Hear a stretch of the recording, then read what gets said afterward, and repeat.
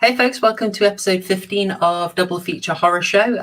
I thought I'd be on camera for a bit. It's been a while. I just want you to know that I am still alive. This is not someone who's found the world's weirdest voice modulator to impersonate me. No, this is just thought I'd pop on camera and say hello to y'all.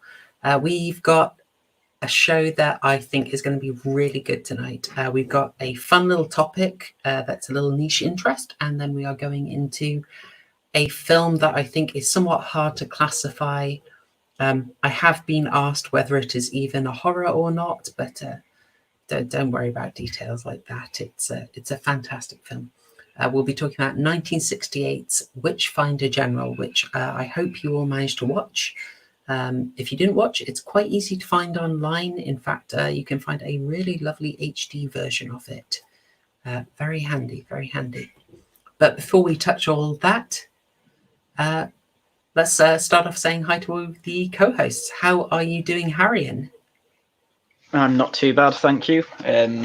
Yeah, watched Witchfinder General yesterday. You didn't actually mention, you just said you can find a HD version. You can find it on YouTube. That's what. Oh yes, on YouTube for free. Yes.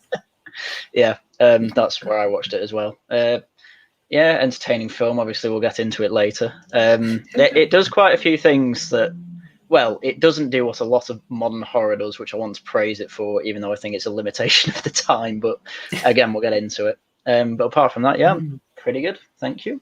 Nice. And this was.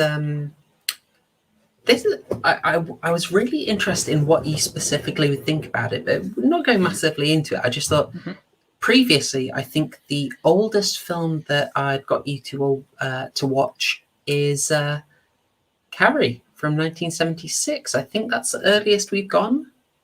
Yeah, that sounds about right to me. Yeah. So we are jumping quite far back here to 1968. Yeah, and, I mean, we can go older as well next time. We will. Excellent. I'm saying, Queen Boudica, you've been saying in the chat you like the classics, so I'm hoping this was a winner for you. And I have been wanting to do a lot more of the classics. We'll get into them. We'll get into them. I've been thinking maybe we might have themed months. Something I'm bouncing around, but I'm gabbling. On to our other fantastic co-host, Witchfinder General. Well, I wouldn't know about fantastic, but I'm definitely a co-host. How are you doing, everyone? What up, my shillers? Oh shit! Yeah, what up, my drillers? Yeah. Oh, it's too late. It's too late. Oh no! Oh, ruined it. Sorry. So it's all dropped now. Hashtag rocks off. There's talk in the chat of getting you to 800 subs, and Queen Boudica Radiant's looking to try and be the 800th person. Share the stream. Get people in. Get them to subscribe. That will tick it over. Maybe even go over some more. Just saying. Get it to 2,000. Why not? Yeah. You know, yeah. Why not? Why not? One. Yeah.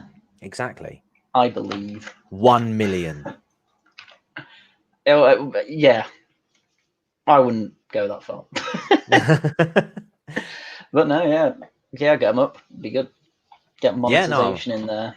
I'm looking forward to this. I think this is one of the oldest films that I've seen. I mean, on the side, I watched Night of the, oh my God, what is it? The Romero one. Oh my God, why has it slipped me?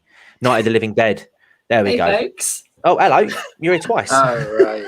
I think I've resolved. I think I've said, well, that was fun. I was going to say, you were staring with a lovely smile for too long. It was, yeah. I wondered what was going on. Did it freeze on a really cringy? See, this is why I don't go on camera, peeps. This, it's these kind of risks you take. I'd call it unbelievably cringe personally, but it's fine. Oh, I'm going to be watching it. I'm going to be watching it and just. It looks like it's picked up again. Okay. Oh gosh, see, I try and do a nice thing for you. I try and get my busted mug on camera, and oh dear, it just didn't work out, did it, guys? It didn't work out. Never mind. I still have my Happily, I still have my copious notes. I realise that everything has reset, and this is a tad awkward. I think no one's noticed though, guys. I think I've gotten away with it. I think so. Right. There we I think go. we're good. All right. Sorry about that, folks. That crime guy. We hadn't got far into this when I dropped out. What were you saying? Oh, no, I was just saying that this was probably one of the oldest films that I've. Well, I mean, apart from that Freaks film that I watched after that stream we did the other week, I went off and watched that. Watching that. That was brilliant. And but yeah, like I'm more into sort of like your more modern-esque, sort of like 70s onwards horror films. So to go back to the 60s and watch this one was I didn't think I'd like it at first, I must admit. I was a bit like, oh, okay. But as it sort of went on, I was like, yeah, I was really looking to find, really looking forward to sort of seeing what was happening and seeing how the story would progress. So yeah, I was very, very pleased with this recommendation. Oh, absolute star. I mean, this sort of widening of what people are seeing is something I really wanted to do. I thought there's something I could bring, that some good can come out of my weird little obsession. Queen Boudica, I think the book it was based on, I believe, was called The Conqueror Worm, and they decided to make it a bit more of a palatable title. But they have done the alternate titles for America and the US many a time. I mean, great examples would be Brain Dead / Dead Alive, or of course Harry Potter and the Philosopher's Stone and Sorcerer's Stone. Don't know why I'm gabbling there. Okay. I hope you all managed to find out. I hope you enjoyed it. One thing I want to say before we get into the topic of the film is I am very close to reaching that lovely 800 subscriber mark, which is on the way, a key milestone to reaching the 1,000 subscriber mark, at which point we will do a celebratory House of 1,000 Corpses stream. You're going to love it. You're going to love it so much. That sounds like a lot. Look, we've got two choices. Go on. Do House of 1,000 Corpses, or we watch 2,000 Maniacs halfway through. Well, I mean, Shrouded Hands got his heart set on the House of 1,000 Corpses. So I think, for Shrouded, I think we should do that. Well, I don't know. He hasn't heard 2,000 Maniacs half of it. He hasn't even presented with the option to watch 303.3 recurring times. So I've got to present a decent range of options there. All right. So the reason I was saying that is it's been going great. Subs have been growing nicely. It's been really gratifying. And the best thing you can do to help me get to that 1,000 subscriber mark and get that stream is share the channel. If you know people who are going to be interested in what we do, who'll be interested in horror, pass them a link. Say they might like it. And with that out of the way, I think I will go into the topic. It's quite relevant. What's the best start in? I think it's possibly this one. Folks, if you did your horror homework, you will have seen this. Oh, yeah. And you may have had a little thought to yourself. You might have thought, why did this guy come in to make a big announcement and try and threaten a chap with a gun? Why did he bring a knife to a gunfight? Why did he do that? I was going to say that. He knew what he was doing. Is it no cease? Hey, Empire. Hey, Mergoot. How? Just no strategy. But the other thing you might have thought to yourself is, what is going on with the blood? I did think that. I had questions. It looked like red paint. Yeah. It does look like red paint. And I thought that might be interesting because we are watching a much older film. And the style of blood is rather different. I think it could be quite surprising to people. So I thought I would do us a little history of cinematic blood of the way it's changed through the era. Certainly, it's a very different in this film to. Let me quickly swap for another 1960s one, because I think this is actually kind of cool. It's something we can be a bit proud of. Excuse me. I've got you here another 1960s blood classic from Tales from the Crypt, 1972. Okay. Doesn't actually look that much different, does it? No, Very similar. The blood on the newspaper looks more realistic. Yeah. But here, I think, is slightly sort of pinker. And there are other cases where the blood is actually quite pink. Yeah. So that is a perfect suggestion. Maybe we'll do that as well.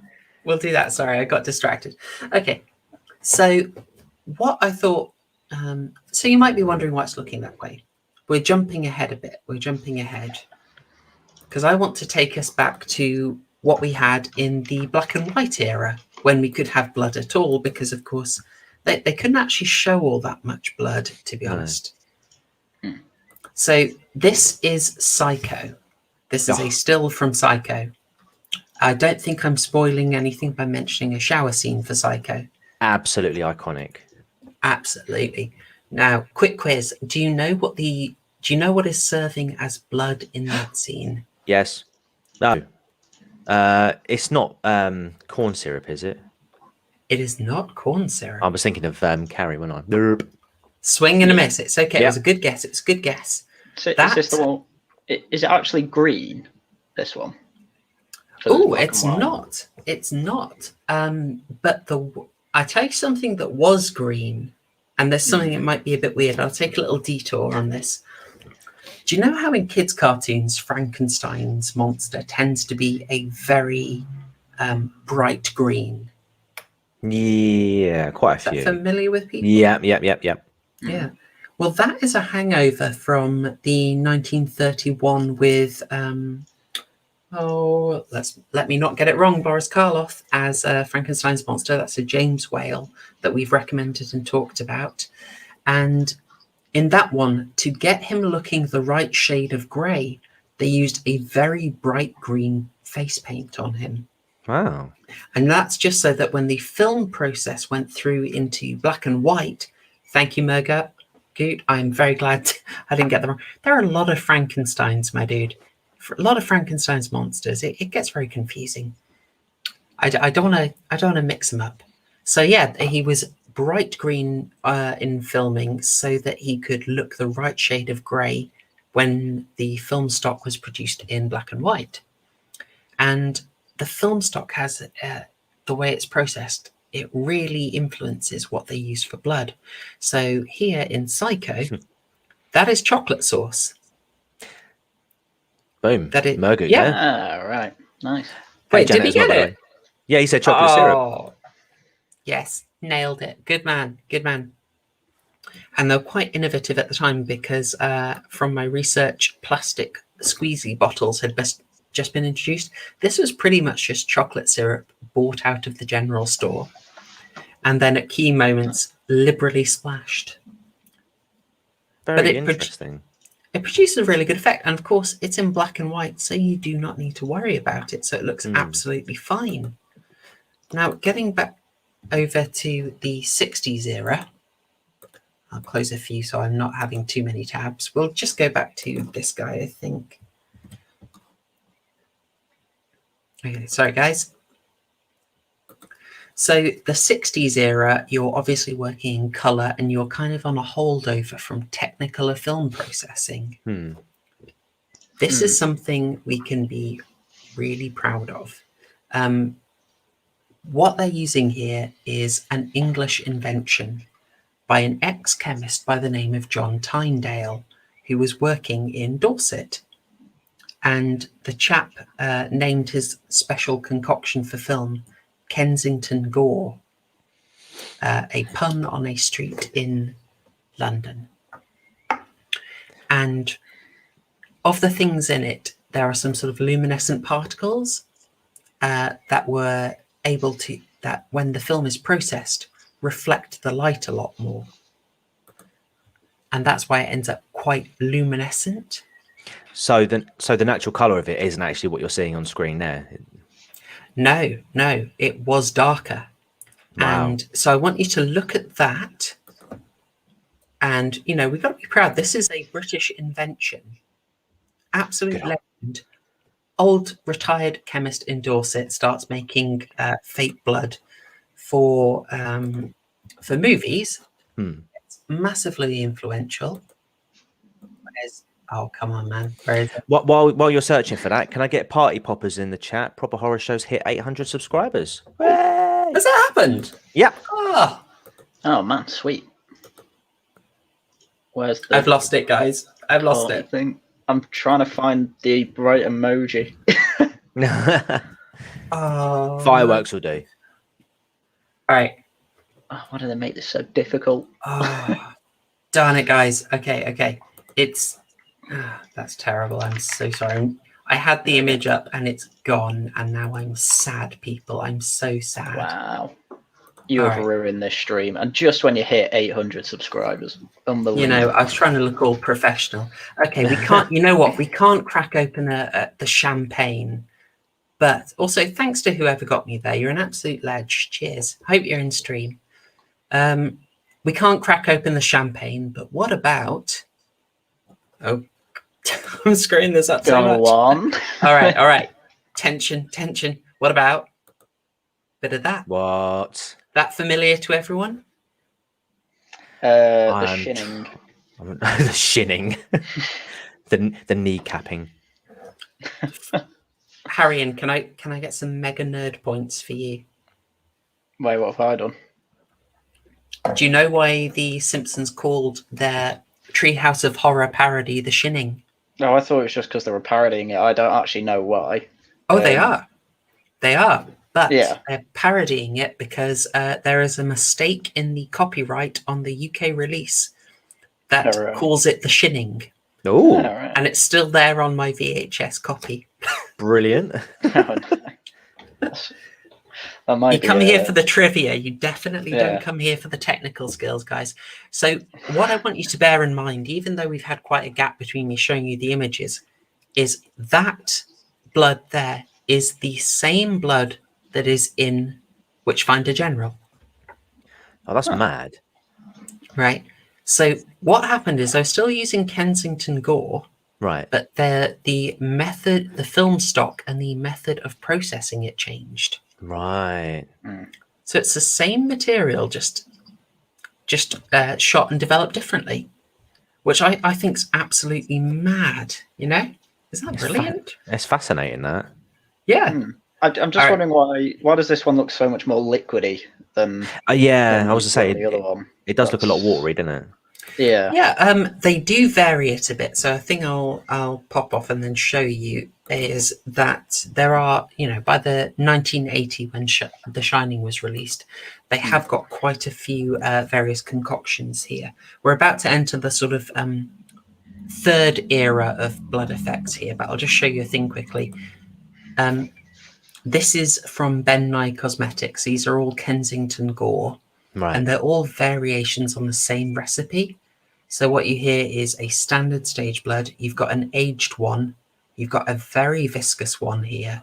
And then a really congealed one. And it's the same method each time. Now, I was trying to find you the old one because when I used to go into the theatrical effects store, they had about 12 kinds with just a quite stomach churning variety and specificity of of blood. Like, I mean, this store had 3 types of pus. So, nice. Yeah. I'll also point out a disturbing fact. This, you may notice, has zesty mint flavor. That is because a heck of a lot of blood has to be edible. Yeah, that would make sense, especially if you've got like go back to the image with the guy who gets who brought the knife to the gunfight. So he's coughing it up, isn't he? He is. He is indeed. All right. This could go very wrong, people. This could go very wrong. Bear with me. Okay. All right. This is the 802 subscriber special here, because we are now in the third age of cinematic blood. This is going to go terribly. All right.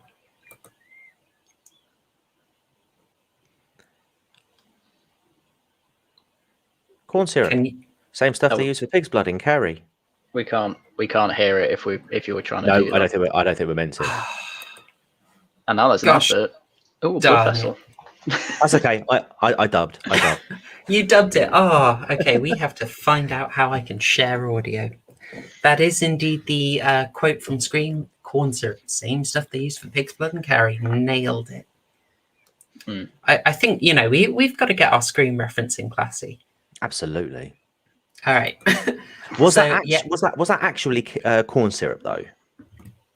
Yes. It was actually corn corn syrup. Right. Yep. So the infamous, here we go. The infamous pig's blood and Carrie is indeed largely based on corn syrup. Now, it's not far off the Kensington Gore mixture. This, I believe, and I found conflicting sources on this. This is largely a result of the work of one of the OG special effects guys called Dick Smith. Yeah. I was going to laugh at that. You're welcome. You're welcome. And you will know him from his work on The Exorcist. If you didn't have a legend, a creative guy like Dick Smith, you would not have Tom Savini. Tom Savini was learning his craft, partially just his own learning, but also he actually started working with Dick Smith and got his recipe. And that recipe is largely based on corn syrup or maple syrup. They mix in coffee and they mix in cochineal to get that real redness. One of the problems of this also, by the way, is the same stuff that they used in Braindead, where they used over 300 gallons of it for the lawnmower scene. Your favourite scene, Haryan? It was, yeah. It was pretty epic. Yeah. They used so much of that they actually caused a maple syrup shortage in New Zealand. Pretty good going. The Chad Peter Jackson, yeah. Absolute boss. So, sorry, I have to interject. Rory, your grandfather, was he a urologist by any chance? Oh dear. Gynecologist, surely. Wow. Oh dear. Family show. Family show, guys. Come on, not the Manson family show. Now, one of the obvious. Now, this stuff works pretty well. I mean, I think we know from Carrie and Scream, this stuff looks good. One of the downsides is if you're filming and you're covered in syrup and you're filming under studio lights, that does. Yeah. There are stories about poor Sissy Spacek on the set of Carrie having to be hosed down. Oh no. Oh no. Savage. But they only did one bucket of blood drop on her. Brian De Palma, the absolute legend, he just one-shotted that. Boom. Nice. 360 no-scoped it. Nailed it the first time. Yeah, I mean, it was probably there must have been mistakes there, but it's just like we can't be bothered cleaning this up. It'll do. Yeah. How many times do you want to try and fix that? Exactly, it's a lot. It's a heck of a lot. It's not worth it. So that is that is a little history of the real physical fake blood.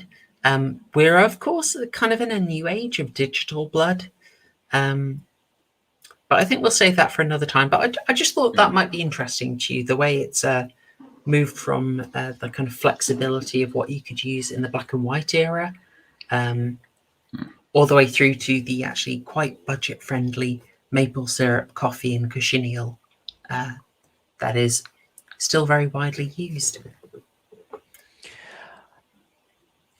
Very good. I have to go back to the funny. I've got to go back to funny names just because, and it does tie into sort of horror in a way because it's Buffy. Who remembers the end credits for Buffy? If you have seen Buffy as much as I have, you may have noticed the name Thomas Wanker in the end credits of Buffy. Indeed. So imagine being that guy, literally called Tommy Tank. There we go. Oh dear. You know, in season 5, you didn't just have Thomas Wanker doing the music. You had it produced by Brian Wankham. Yeah. Amazing. You love to see it. You just know that guy's an absolute Chad, because if he wasn't, he would never have made it through high school. That's it. Yeah, exactly. And also to have your name aired on BBC Two pre 9 p.m. Pretty Chad move. Pretty sweet. I'm amazed. Neither have I. But you know what? Hang on, what? No, I've never seen Buffy. Of course, I've never seen Buffy. I don't. You know what, folks? You're lucky. There's loads of stuff I've never seen. I haven't seen Millennium. I really mean to. You have got such a treat ahead of you if you want to watch it. It's pretty epic. It's pretty darn epic. So that's probably the topic covered. I took a bit longer than I thought I would. Is that for not watching Buffy? No. We love Haryan. If I didn't get kicked for the Destiny's Child thing, I don't think I can get kicked for anything else. Exactly. Surely the line will get met somewhere. We'll reach the line somewhere. I've never seen The Lion King. That's fine. Which one? Okay. Both? No, both. Okay, fair enough. All right. Oh wow, people usually are mad when I say that. I used to know it word for word because my brother. Yeah, long story short, brother severe autism. He liked to play out, so I had to learn essentially the script so that I could then basically act it out with him. No. Childhood. Nice. Mm. All right, folks. How do you feel about getting into our film of the week? Because I think we can go pretty deep on this one. I think this is a bit of a winner. Yeah, it's really good. I enjoyed this. Lot of cause and effect, which I like to see. Yeah, absolutely. Plus, it's based in England. The best country on the planet. So yeah, it's very unusual. I'm just checking. I'm just checking Snopes for that claim, Haryan. Yeah, it's true. Are you sure it's not mostly true? No, absolutely true. Thank God for that. Haryan, would you like to give us a brief overview of the story? What's the sort of one paragraph synopsis? How would you describe it? Civil War in England, East Anglia specifically here.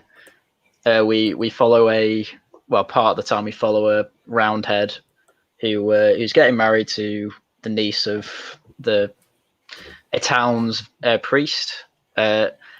But the community doesn't like him, so they are going to accuse him of witchcraft. And then it's the escapades of Vincent Price, witch hunter, or witchfinder, I guess, who goes around basically accusing women of being witches, gets them in Kafka traps. So, it's if they sink and they die, they were innocent. If they don't sink, we hang them. So basically, if you're accused, you die. While torturing them as well to try and get a confession out, to try and find quote unquote the devil's mark, which is basically they poke they poke a little stick in you and if you scream, then you don't have the devil's mark, but they have to try and find it. One prick doesn't do. It could be anywhere on you. It can be hidden well, as they say. So do that and torture them basically, and it's basically horrific stuff like that. And obviously, because you're following this soldier and his to-be wife, they're involved quite a lot, obviously. I mean, I won't go into too much detail on the plot. We'll get into the details, but essentially, in the end, obviously, she gets accused, he gets accused with her. They get tortured, and they go basically mad from it after saving themselves, essentially. But details we'll get into. Succinct, very succinct. I'll do a little bit about the production, just quite quick. It's American finance, but it's made in Britain. It's very authentic, obviously. It's making beautiful use of the surroundings. I'll just find a particular image for you because I think this is quite lovely. There we go. Right. Oh, guys, this is amazing. I won't say it now because I thought otherwise I might forget it on stream. But look at that. Oh. Look at that. Scene. Oh, gorgeous. So, by the weirdest coincidence, that exact manor is the one used in the 1980s BBC adaptation of The Woman in White, which I watched last week. And that was just freaky. You just recognize it instantly. It's like, oh my gosh, it's the same place. Also, another interesting creepy tale, which probably not for this stream, but there's sort of an interesting thing about how it's adapted. This was directed by Michael Reeves, who this is his third and final film, as the guy died very young, unfortunately. Oh, wow. Very young. He directed this film when he was 24. And he died when he was 25. So really, really quite tragic. He died of a barbiturates and alcohol overdose. So, that's sad. yeah, he's a young talent. He's a young talent. He's a very confident guy. You know, he was working with the veteran horror legend Vincent Price. And having to corral this guy, you know, have to... Imagine trying to tell Vincent Price that you know better than he does about how something should be shot. Hey, Charlie Chieftain, how you doing? But he won a claim. And imagine a film that you made when you are 24, you know, becoming one of the all-time classics. Witchfinder General crops up in top 100 scariest films over and over. I think possibly more the artistic side, but also it just lands the ending so darn well. Like, yeah, I think that's mostly what they're going for. Is like the ending is where all your horror is. Yeah. Yeah, it's just an interesting theme. You don't see the theme covered very much, and it's a shame because it's absolutely ripe. But of course, one of the most interesting things about the film is that this is based on reality. And I know that Crime Guy, you have done, you've excelled yourself this week. You've been doing a lot of work behind the scenes and you've got some notes on it. Would you like to tell us about the real Matthew Hopkins? Yeah, so I didn't actually realise that Matthew Hopkins was a real person until after I'd seen the film. And the only reason why I know that was because, I watched it on YouTube and underneath it was a biographics video, basically telling the story. And I'm thinking, oh, they're going to talk about the film. But no, Matthew Hopkins was a real guy. So, yeah, I did a little bit of digging in into him. So it's partly scripted, but I sort of had to sort of go by notes due to time constraints. But yeah, so Matthew Hopkins was born sometime around 1620 in Great Wenham, Suffolk. Not much is known about him prior to 1644, but we do know that he was the fourth of 6 children. He was raised in a deeply Puritan family, with his father, James Hopkins, being a clergyman and vicar of St John's of Great Wenham, Suffolk. One of Hopkinson's brothers also became a minister of South Famridge in 1645, but he only lasted a year as he was removed for neglecting his duties. It's believed that the family owned King James I's book, Demonology, which he published in 1597, 12 years after an incident where his boat nearly sunk in a storm, which the king at the time blamed on the witches. While the details... So basically with Hopkins's upbringing, A lot of the details are sketchy. We don't really know much about him until sort of he gets active with his witch finding. But it's believed that he may have studied in Holland, but may have also studied in Britain as a lawyer. So it's sort of a toss-up between the two. His father likely died around 1635, and in 1640, Matthew had moved 10 miles to Manningtree in Essex. It's rumoured that he purchased the Thorn Inn at Manningtree at the time. In Mistley, I beg your pardon, but that again is also sort of unconfirmed. The Thorn Inn will come into play later. So in order to understand how Hopkins was able to grow to such notoriety around the area, we need to understand about the time that he was living in. So prior to 1563, witchcraft was mostly seen in communities as people. It was mostly a positive impact in communities. They were seen as healers and other such things. But when Elizabeth I passed the Witchcraft Act in 1563, essentially it made witchcraft a felony. The first witch trials in 1566 saw 3 people accused of witchcraft, and of course they were eventually found guilty. But rather than the sort of standard executions that you hear of nowadays, when you're learning about witch trials, these women were only sentenced to 12 months in prison. So they were only jailed for 12 months, and they were free to go after that. In fact, when it came to the sentencing, a lot of local magistrates would see if they sort of panicked and sort of bayed to the mob and handed out a death sentence, they'd actually later receive punishment from their superiors, because essentially at the time, the death penalty was only meant to be for witches who were caught using their powers for other capital offences. So if a witch was using her powers to murder someone, then death would apply. I was going to say that this is actually something that's been on a side note. It's sort of been a point of conversation in the sort of more political side of the community that we deal with, where there's been a bit of a re-examination of the number of witch trials. And it seems like they have taken on quite a popular... They've maybe gained greater stature in the popular imagination because of the nature of them than they were actually sort of necessarily represented in history. Yeah, I mean, the thing is, it's not to sort of undermine that the executions took place, and many women and a number of men had also been accused of and executed for being witches. But in terms of the amount, in terms of the level in the UK, well, in England at the time, sort of prior to 1603, I think it was, around about sort of 10, 20 women had been executed for witchcraft, whereas I think in Germany it was around about 600. So there was a real contrast in terms of the numbers. In terms of how much of a problem witchcraft was in England at the time, but but obviously because there was such prevalence in Europe at the time, and of course later on in America with things like the Salem witch trials, which is linked to Hopkins, that I think that's where it gets its notoriety from.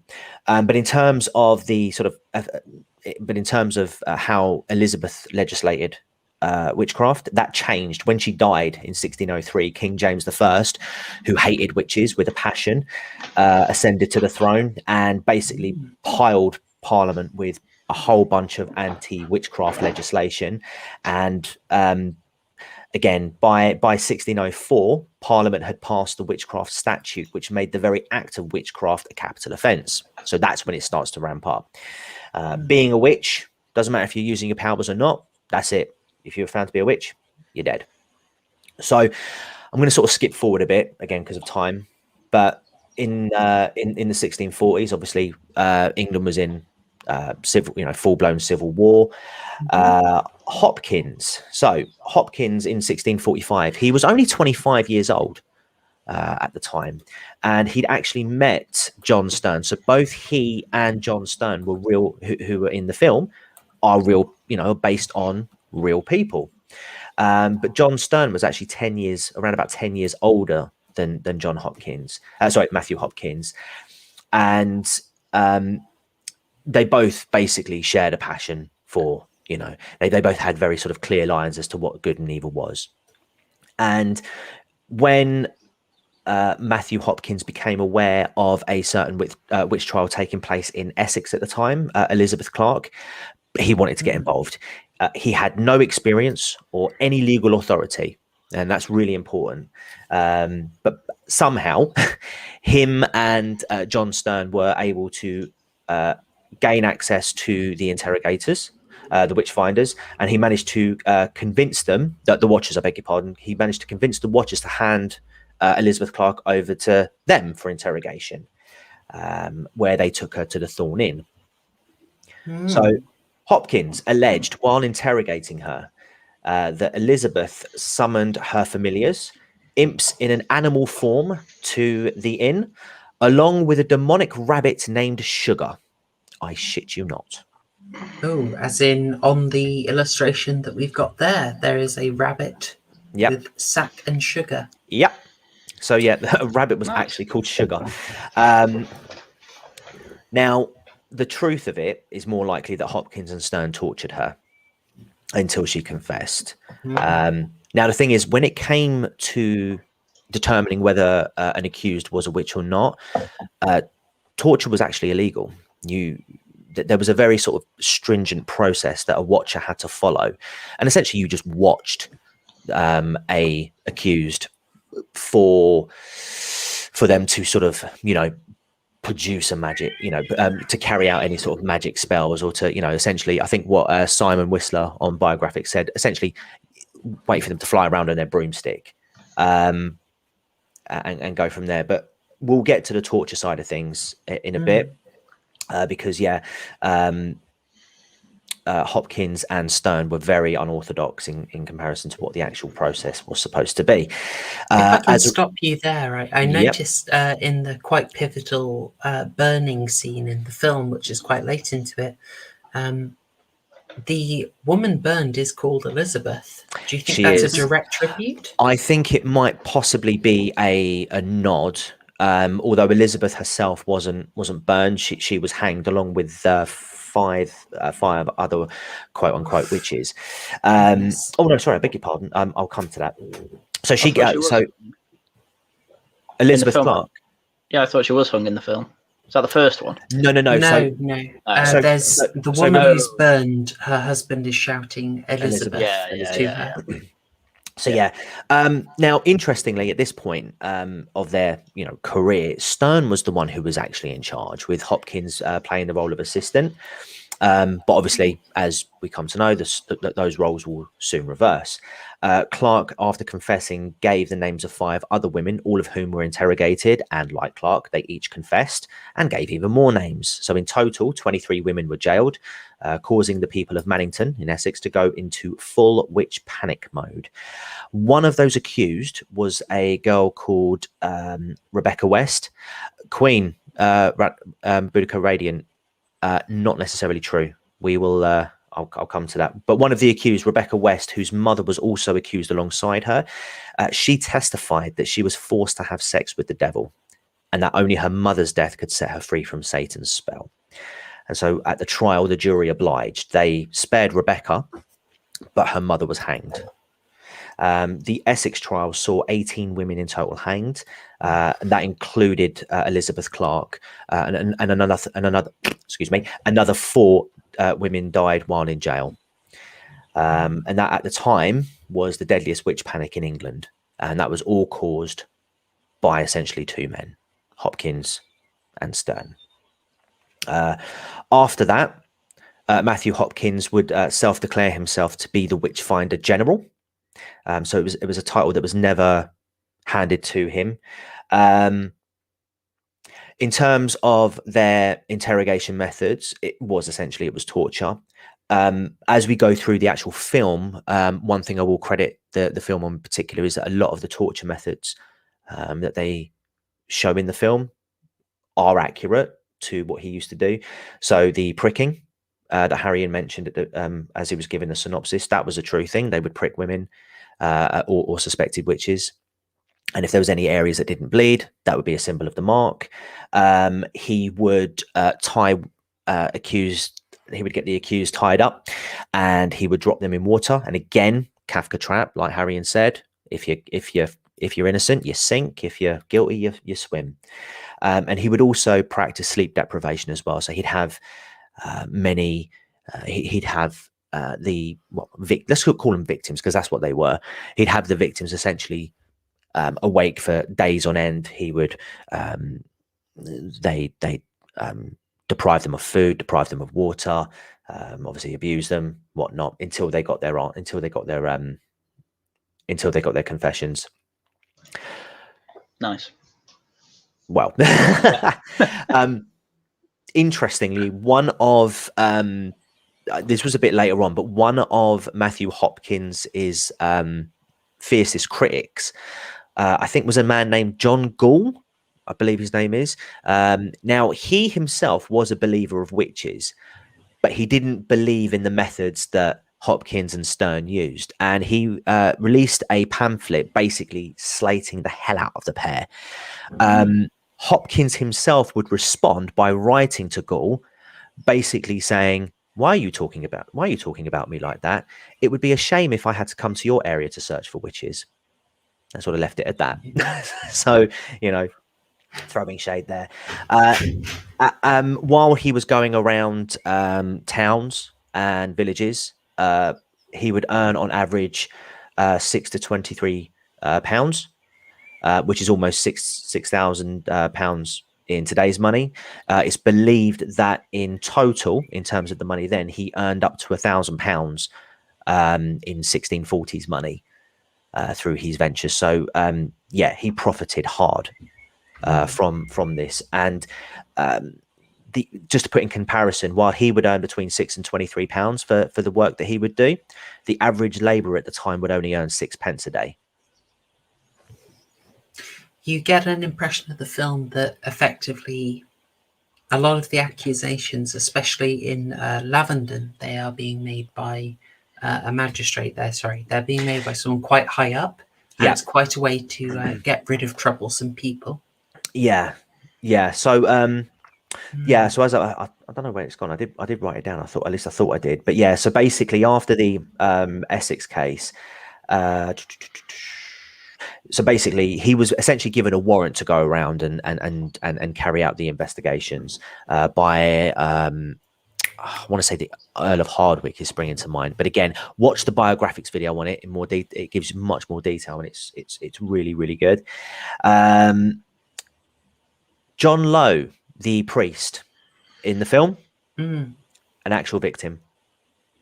Oh, goodness. Yep, he was a priest, and obviously he was a priest at the time, accused of witchcraft, and Hopkins and Stern made him run continuously until essentially he collapsed. And so he was a victim.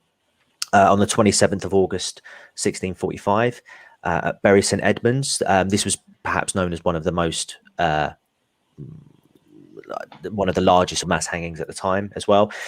18 women and men were hanged at Bury St Edmunds. It's believed that in his career, Hopkins accused 20 men of witchcraft. However, he accused up to 200 women at the same time. In fact, in Bury St Edmunds alone, it was believed that it was up to 100 people in one go that he accused. And essentially, that was so unprecedented at the time that the authorities at the time got wind of this essentially this pandemic happening in Bury St Edmunds, and they were like, no, that can't be right. And so they sent their own watchers to go and investigate. And I say, out of the 100 or so people that were accused, it was 18 of which that were hung. Perhaps the most brutal one came in Ipswich in September 1645, where a woman called Mary Lakeland was accused by the Hopkins and Stern, was tried, convicted, but instead of hanging her, she was burned alive. He would retire after 18 months, essentially doing this, and write a book called The Discovery of Witches in 1647, where he alleges that he began in 1644, but it's widely believed that his interest began with the Elizabeth Clark trial. Now, the discovery of Witch's book is quite important because it went to America, and it basically fueled a lot of the panic about witches in America, which essentially culminated with the Salem witch trials in, I believe, 1692. And in what I would like to have been a twisted sense of irony or retribution, it was rumored that he himself died in 1647 after he was tried as a witch and hanged. But that doesn't really, apparently that's not really true. It's more likely that he died from tuberculosis in 1647. So yeah, he was only 27, 28 when he died. But his legacy lives on to this day. And yeah, I couldn't believe just from the short amount of research that I'd done on him, like how influential. In fact, I read somewhere, I think he was responsible for up to 20% of witch hangings in England throughout the entire time. I think it's funny to point out as well that in this film he is played by a 55-year-old Vincent Price. Yeah. So I was expecting him to be so much older because, like I say, I saw the film, then got wind of this, and the images of him obviously being medieval artwork, he does look a lot older, and I was like, hold on a minute, this guy's in his mid-20s. Yeah, I mean from this, it sounds like he was the ultimate thought patroller. Basically, he was. I mean, I love that you pointed out, and it's also highlighted in the film, like his actual authority is very dubious. It seems like he doesn't actually have any official authority whatsoever. No. And he's just going round and he really didn't. Yeah. Let me just see if I can find out who was it who gave him the. Who was it who gave him the authority to basically got given a warrant to go around and. I'll look for it. And come back to it. But yeah, so yeah, that's the story of Matthew Hopkins, told in a live format by myself. Yeah. No, good man. Thanks for putting that together. I'm really glad you managed to do that. And I think we're going to see some parallels as we go along with this, aren't we? We're going to see just. I mean, they've done their research clearly because so much of that is referenced here. Definitely. Oh, absolutely. Definitely. 100%. There's definitely a sense of, it's almost like Easter eggs, I think is the way I put it. If you knew the history, you would be able to spot the references. The Thorn Inn as well, I notice. I was a bit fastidious in trying to work out what the pub was called. You have to get it from the right angle. But so this is how we open the film. It's pretty grim. It's pretty darn grim. There's a guy putting up a scaffold. There's a procession of people who drag a screaming woman along. And I think this tells you and it's shot in just broad daylight. A heck of a lot of the film is just daylight, which is maybe a bit unusual for a horror film. But the film seems to do it a lot. It tries to get the horror out of you by pointing out that this is just happening. This is in a relatively natural environment. So you're just starting on a nice day with great weather. And this poor woman's just being dragged up the hill to her doom. She's fainting. They splash water on her to wake her up. And then they hang her. And I would describe it as sudden. Yeah. I felt a great sense of hopelessness in this opening scene, I must say, because it's inevitable that you know there's not going to be any sort of Deus Ex Machina thing that happens that will get her out of this situation. You know the timeline, you know what's going on. It's just you just got to sit back and watch. And it's making a statement, isn't it? We don't really have any of the main characters in this. They don't really do any big role in it. But it's a scene setter. Yeah. Yeah, it's just telling you what happens to someone who's a witch, or accused of being a witch. They have no chance. It's you versus the mob. Yeah. Yeah. Submit to the mob. Yeah, exactly. Yeah, Very popular in some bread tube circles, I know. Yes. Mob did nothing wrong, apparently. But what I want to point out is here, I mean, Queen Boudica, you've got it, is horrific. It's flat. It's not presented as like an old school Frankenstein flashes of lightning in the sky, which I'm not doing down as a style. This is flat. This is effectively telling you we're not trying to do a sensationalizing thing here. They're kind of saying to you, I think, we're taking this very seriously. We're going to portray a very bleak reality, and I think hopelessness, bleakness are suffused through this film. Yeah. Absolutely. Do you know, one of the things that I kept thinking to myself as I was watching this is just that at any moment in time, someone could just point the finger and go witch. And it's like, how on earth can you convince someone otherwise? I mean, as we'll find out later, it literally is a case of just point the finger for baseless reasons. Especially when it came to, the priest, it was literally that. And it's like their version of an interrogation is just, well, it's not at all. No, there's nothing you can do. Someone makes an accusation of you, and what are you going to say? The rope for you.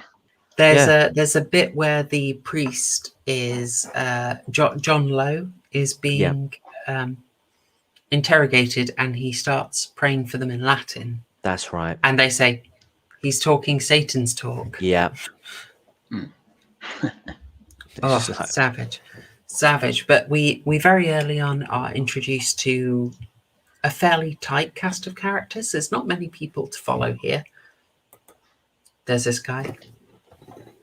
I think he's a bit of a devilish rogue. Do you get Richard Madeley vibes, do you think? Up top on the airline, yeah, definitely. Maybe even sort of like the jaw, that cheekbone structure. Maybe. I see. He's a bit of a dish. He's got. Yeah, I'm seeing some Chad vibes in chat. I'd say so. Yeah, he was definitely on that Chad game, I must say, definitely.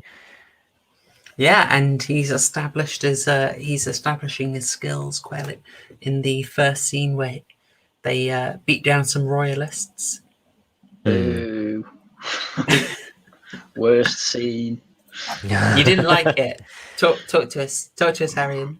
Oh no, the scene was fine. It's just the fact they're killing royalists. See, I cheered when the Roundhead got shot. Haryan looks at Richard Marshall and just thinks he's the real bad guy. He's a witch. He's a based reading there. Yeah. All right, so yeah, we get the establishment. He's got some skills. He's basically a good guy. He's got a good instinct and a good shot. We like that. He's an endearing guy. I mean, he's someone you like.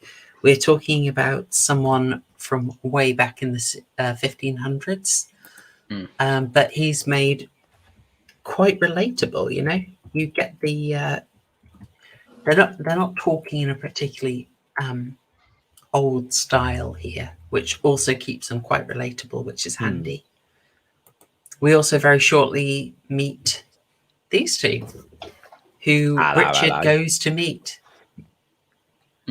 I love these people. Which, I think I really like as well is it's not he goes to see them because he's given 2 days leave for saving his commander. That's why that's cause and effect. It's not just I have 2 days leave just by chance. It's like no, things are happening because of what you see in the film. Yeah, it's Absolutely. I really like that. So, and having saved his commander with a lucky shot and sort of proving his skill, whilst also proving he's kind of modest about it. That ends up paying off later as well, which is wonderful. We're liking this sort of world building and plot building at the same time. Yeah. And yes, he's come back. He wants to marry Sarah, and she has to ask her father for permission. He's happy to give it, although he's quite based. I thought he was the uncle. Is he the? Sorry, he's the uncle. Yeah. He gives Richard a bit of a verbal smackdown when he's talking about, I don't particularly like you've been killing other Christians. Yeah. I thought you might like that, Haryan. Something, 10 commandments. Well, yeah, exactly. Well, it's killing Catholics, can't have that. So he, awful. You get some good scene setting. We've already had seeing an execution in action, and we get that he's worried about it. He's basically saying, "Please get her out of here. Please get Sarah out of here." You understand? He's concerned for her, and she. Sorry, mate. Oh no, sorry. Carry on. I'm seeing people asking about the actress. Brilliant. Yes, that is Hilary Dwyer. This, amazingly, was her debut film. Wow. Oh, she's pretty good. She's pretty darn good. I thought she was lovely. I thought she looked really relatable, looked healthy. She looked like a girl you'd come across in the pub. And No? Maybe not today. Okay, maybe not today. She's wholesome. I'll say, well, maybe not the pubs I go to or went to back in the day. Although I shouldn't say that. No, so she's wholesome. She's relatable, and I think they make an effort that you can connect to these people. You can relate to them. They aren't sort of stiffly portrayed historical figures. They feel very natural, I think. And one of the ways that's carried across so effectively is sort of their desires are quite natural. He wants to marry her.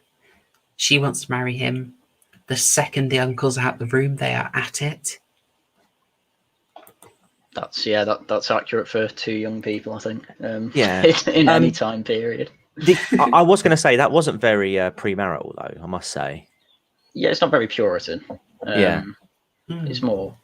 Yeah, it's more in line with Protestants these days than Catholics. Right. When it comes to cohabitation, but back in those days, I think though, any type of that action. I think they mention it when right at the start when they're on the horses, like, you're having ungodly thoughts about what's her name, Sarah.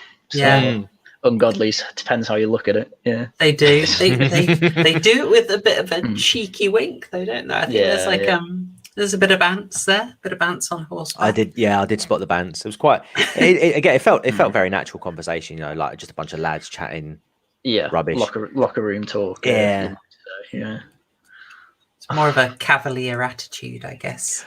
God.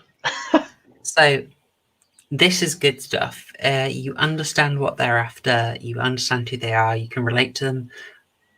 Maybe they are not using 1500s dialogue. It's fine. It's fine. Yeah, it's good. What matters is we care about them, and also she's just adorable. She's totally adorable. Yeah. I'm hesitant to say she's a real queen because of what happens later, but I'll wait for that. Oh, she did nothing wrong. She did nothing wrong. All right. Okay. We're set up pretty early. We meet them pretty early. We see, I think, quite a lot for 1968, to be honest. I was surprised at that. It's a bit raunchier than I expected, but I don't hear anyone complaining too much. It was saucy. Oh yeah, it was a bit Did need to call for matron. Oof. Oh my So- god! You can actually see the tit. This shouldn't be on YouTube. No one Oh, I- report it. Excuse Harry me, wants to watch it again later, and again, and Susan, I need to report some tip-tees on YouTube. Oh dear. No, don't grass her up. Don't grass her up. And then we very swiftly meet these two. Dumb and Dumber. I Well, love they're these guys. You can't Say help love. but you can't help but sort of appreciate them. You know, I know what you mean. yeah. No, they're very good. Yeah. As Yeah. Acting is. It's a very outless place interesting. to act. Yeah, it's a very interesting dynamic between the pair because Stern knows what's up. He knows he knows that what Hopkins is really in it for, and that's the money. But Stern don't care because he's getting his own cut. But Hopkins in this scene sort of very much giving off the pretense that it is about it is very much a religious crusade and that he's doing it for the country and he's doing it for God, and it's like I'll have my money now. 20 shillings. Thank you. Pleasure doing business with you. Off to Ipswich. Obviously, It is. an American accent. Yeah. It's a very special performance, but Vincent Price was known for this. This is what he did. He's one of those guys who he's always basically himself. That's kind of what you want him to do. Like Jack Nicholson is always Jack Nicholson to a large extent. Or you're wanting him to bring a certain energy to the role. And I think he's absolutely incredible. And he's got that sort of sneering coldness to him that just I have to say as well, his costume is very close to the Matthew Hopkins kind of picture we had before as well. Yeah, they did very well in the imagery department with getting the likeness together. Yeah, definitely. Yeah, it's and I love, like, it's quite interesting. Again, I've got this thing of when you're actually spending time with the villains, when they have that depth to them, you like it so much more. Like, as much as I love a Friday the 13th, I love a Nightmare on Elm Street, you never really have them all that developed, you know. You get very tiny bits of information. Candyman, you get a lot divulged. These guys, they're in the film the whole time and you understand their deal. Again, it's kind of the film saying, I'm not going to do the convention where I have a build-up and I sort of keep the monster hidden away and it only comes out at night with the lightning flashing. It has these guys going around in broad daylight just being horrific. Yeah. And no one could do anything to stop them. Basically. No, you learn everything from their dynamic straight away. And the way Matthew Hopkins is just sneering to John Stern, just basically saying, you're only in it for the torture, aren't you? Yeah. Yeah. And he's like, no, I'm not. This is a crusade for God and country. Yeah. Well, he puts that on Stern, and Stern just kind of Chad yeses it out. He's like, yeah, I do. Love it. Yes, I am a sadist. How could you tell? Yeah, exactly. And he's got no illusions about Hopkins either, as you say, and we later see that develops the plot quite a lot. He knows exactly what Matthew Hopkins is about, but he doesn't bother with a pretense, whereas Hopkins does. And their dynamic and how they sort of openly don't trust each other is quite fabulous throughout the film. Yeah. I mean, what was interesting about Hopkins, sort of just, I'm going to split off into the sort of the real Hopkins, and I think it sort of aids how he was able to succeed in what he did for so long. It was around the time that he was active, a couple of years before that, a gentleman by the name of William Dowsing was basically tasked by he was a massive Puritan and iconoclast, and basically he was tasked with going around the East End, sort of like the East Anglian area, essentially just burning down villages and just sort of raising towns down to the ground that essentially had any form of that any sort of like monuments or churches that basically weren't following the Puritan method. And so a lot of these towns were essentially and villages were stricken by poverty, had gone through unspeakable horrors at the time. And then they're thinking like, oh god, how worse could it get? And then all of a sudden Hopkins strolls along, announces himself and says that we're here looking for witches. Oh, I think we've got some over here. And all it takes is one person. Again, I say it takes one person to points the finger. Okay, cool. Let me in, and we'll get to the bottom of it. People were desperate in those times, and I think again to call back biographics, it was right out of the extremists' playbook. You had one extremist going around tearing everything down. And putting people through hell, either killing them or converting them into Puritanism, and then all of a sudden you had another extremist come along, convincing people that their towns were infested with witches, and people just bought into it. It was probably good timing, for want of a better phrase. It was good timing for him, because had it been like 50, 60 years later, or even just a couple of decades after the Civil War, probably wouldn't have succeeded anywhere near as much as he did. In fact, I think it was within 90 years, Parliament had essentially said they'd repealed all of the Witchcraft Acts and the statutes, and basically said it's not real, but if you are pretending to be a witch, then you'll go to prison. If you're trying to con people, basically. So, fair. Yeah. Nice. I think you're right. I mean, do you think to a certain extent the Civil War, it's drawing men away? Men who might have kicked off a bit? Potentially. I mean, maybe. I don't think... I mean, what you have to remember as well in this time is, there were husbands being hanged alongside their wives for witchcraft. These people were completely... This was a time when, the wide population believed in witchcraft. They believed in witches. They believed in these paranormal things. And so it's not really out there to think that, Yeah, I mean, in this film, you can believe that Hopkins and the crowd, at the very least, really believe they're after witches. Stern, maybe not so much. He just seems to be enjoying the torture. So, but yeah, the film puts it across really well, which is why we have the first scene. They clearly want this woman who they think is a witch dead. And they hate her for being a witch, despite the fact, for all we know, she hasn't actually done anything. So it's just a really interesting thing, and the character building in that opening scene between Hopkins and Stern was really good, because you get an idea as to their intentions and and what they're getting out of what they're doing. Really, really good character building. Yeah, it's efficient. It is efficient.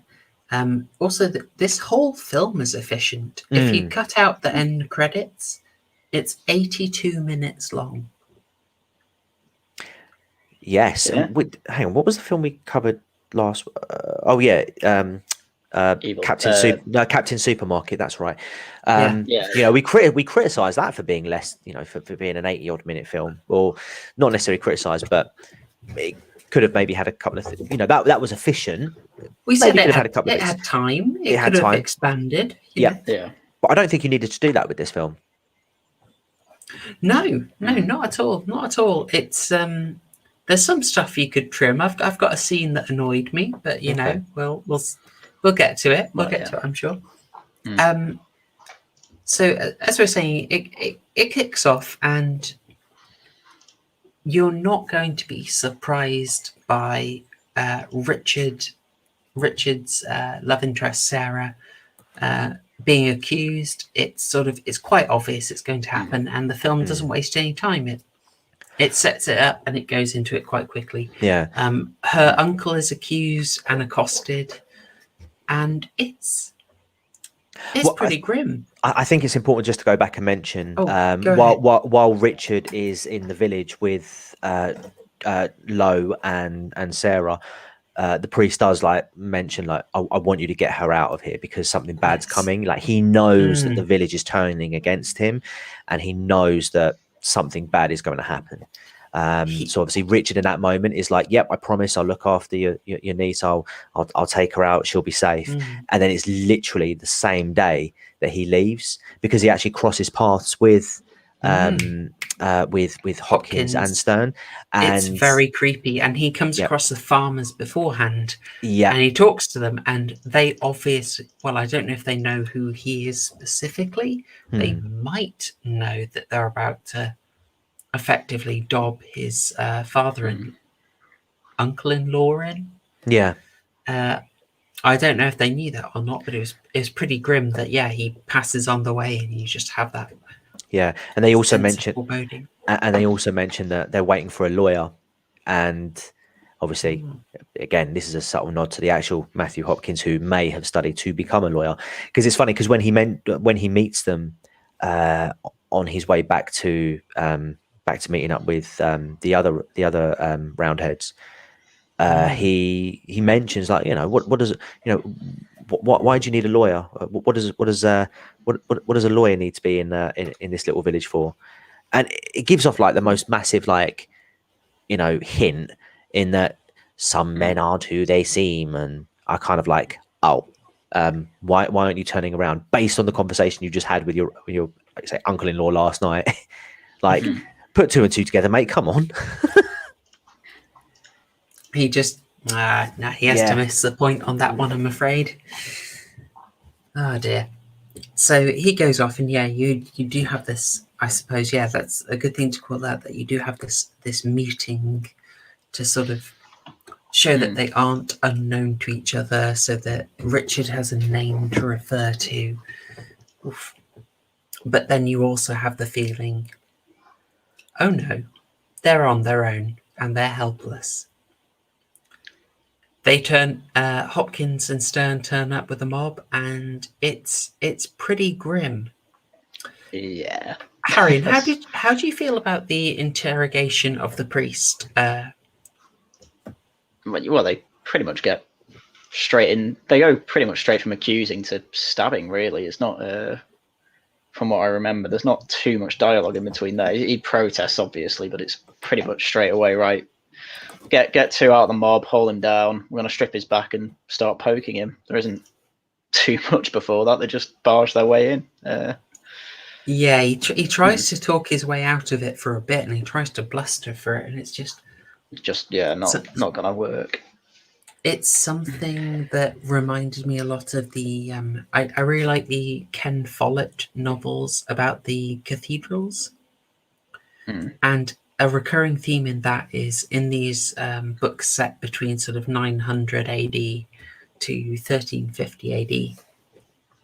It's just sort of how flexible power arrangements are. How, I mean, to an extent, you can say the exact same thing nowadays, that you might think you have a certain right, you have a certain authority and stature. Realistically, that does rely on other people respecting it. So the priest thinking he can just tell them to go, and it's like, no. This Witchfinder General with no official status whatsoever comes in, he's not having it. And his ruffian mate, John Stern, doesn't care either. Yeah, and well, that's the thing. You have a tyrant basically come along, and he's basically trying to find any excuse to get him.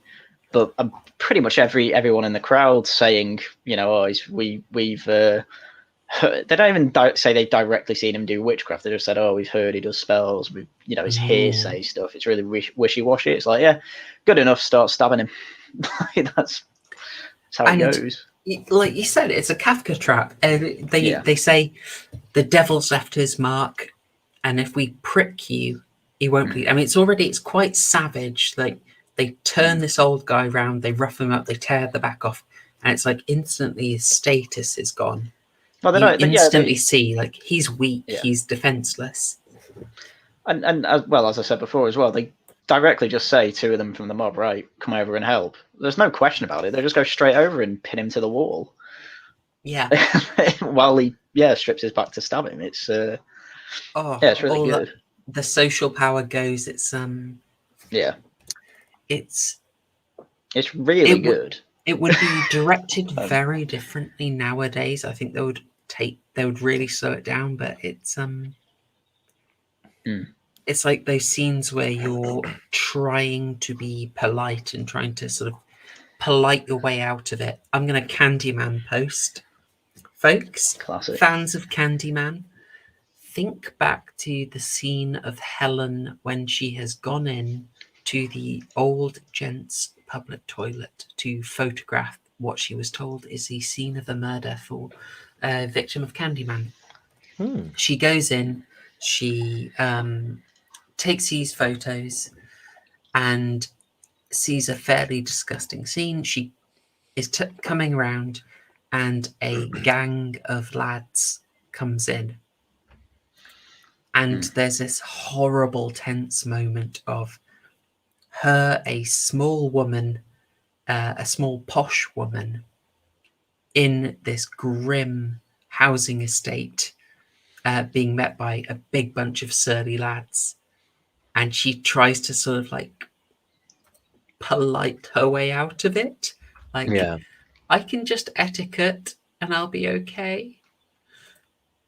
And they don't have it. And it's a sort of that real tension of, are the social rules going to be observed here? Or is it about to get really nasty? And I got that in this. I think they went quite quickly through it. But I got the same vibe and it gave me chills. I loved it.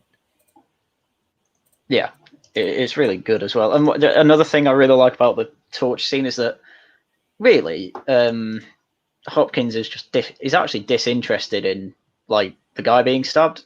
One of the first things he does, well, after a bit of the stabbing going on, while Stern's still enjoying the torturing, he goes over to the window and looks outside it because he's interested in clearly finding more people. Because he looks out the window and he sees what's she called again? Sarah. Sarah, yeah. Sarah being told by one of the village people, basically, your uncle's being stabbed. Don't at the say moment. village people, Haryan. Oh no! Not in June. Oh no! Sorry, one of the people of Pride. If you say it 3 times, you summon John D. Oh god! Well, that's the last thing we want.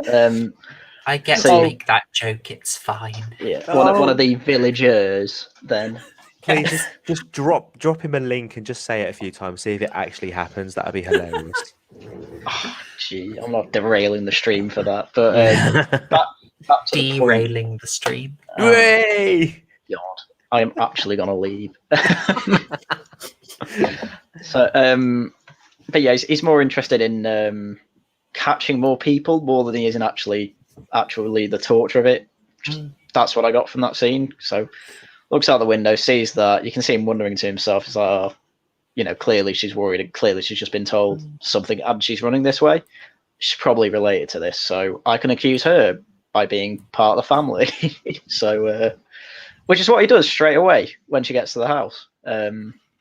He's straight out to her, isn't she? Yeah, she's like, yeah, you're part of the family, and doesn't she try and get away with it by saying, "Oh, technically I'm an orphan, and he's just someone who looks after me," basically. It's something like that, and then instantly she's like, "Oh, I've got a way to try to maybe stop this senseless torture." Does she raise it first, or does he? Because I think she does. Yeah, I think she almost gets mutual. a measure of him very quickly. I think she sees what he's about straight away because he's not subtle. He asks, "Are you innocent?" It's like, and you're right. He's not interested in the torture at all. He likes the money. He likes the power, and he clearly likes basically the chance to sexually abuse women. There's this stream demonetized. That's right. You could just appeal it. It'll be fine. It's fine. It's fine. I got derailed. Never mind. Okay, so he it's very, it's very clear what he's into, and I'm really glad you pointed out that he noticed it. It's so sleazy, but I kind of like that she isn't a sort of shrinking violet in the sense she knows, and she knows she has to persuade him, and she thinks it will do the job. I mean, Yeah. I think it's quite an interesting power play. Mm. I mean, she knows that she's an attractive woman, and I think she uses that. She uses that to her advantage. I mean, obviously, it's not ideal. Don't get me wrong. Like, I mean, nobody would want to put themselves in that position, but but she does it because she knows that it will give her uncle a bit more time, potentially even clear him, and so she uses that as a form of power against him. Yes, she doesn't just take the offer, she negotiates. She's trying to bargain. It's like in a film full of women victims, this is kind of an interesting, like, she is she isn't just taking it, she's not just accepting it, she's working within the constraints to do what she can. And it's really interesting when you contrast that with what happens later on, which we'll get to. The power, the way that the power dynamic is presented in those two situations. It's really interesting. Yeah. I also liked, just to round off a point that Haryan made, when you said it was a Kafka trap, perfect explanation, perfect description. Yeah. They explain the pricking, which is also good for a modern audience. Like, what the heck are you doing? They explain the pricking. If we prick you on the devil's mark, it will not bleed. So they start stabbing him, and he starts bleeding. And they don't say, oops, oopsie doopsie. Yeah. They're just like, clearly nope, carry on. And you Yeah. get the idea, like, oh, the only winning move is not to play here. Yeah. I have to say the pricking effect, simple but very, very good.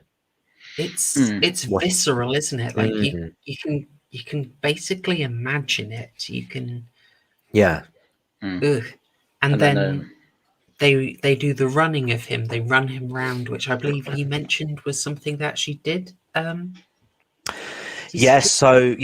the real life John Lowe, I believe his name was Lowe's. They made him, and they made him in the film as well, run around basically until he collapsed.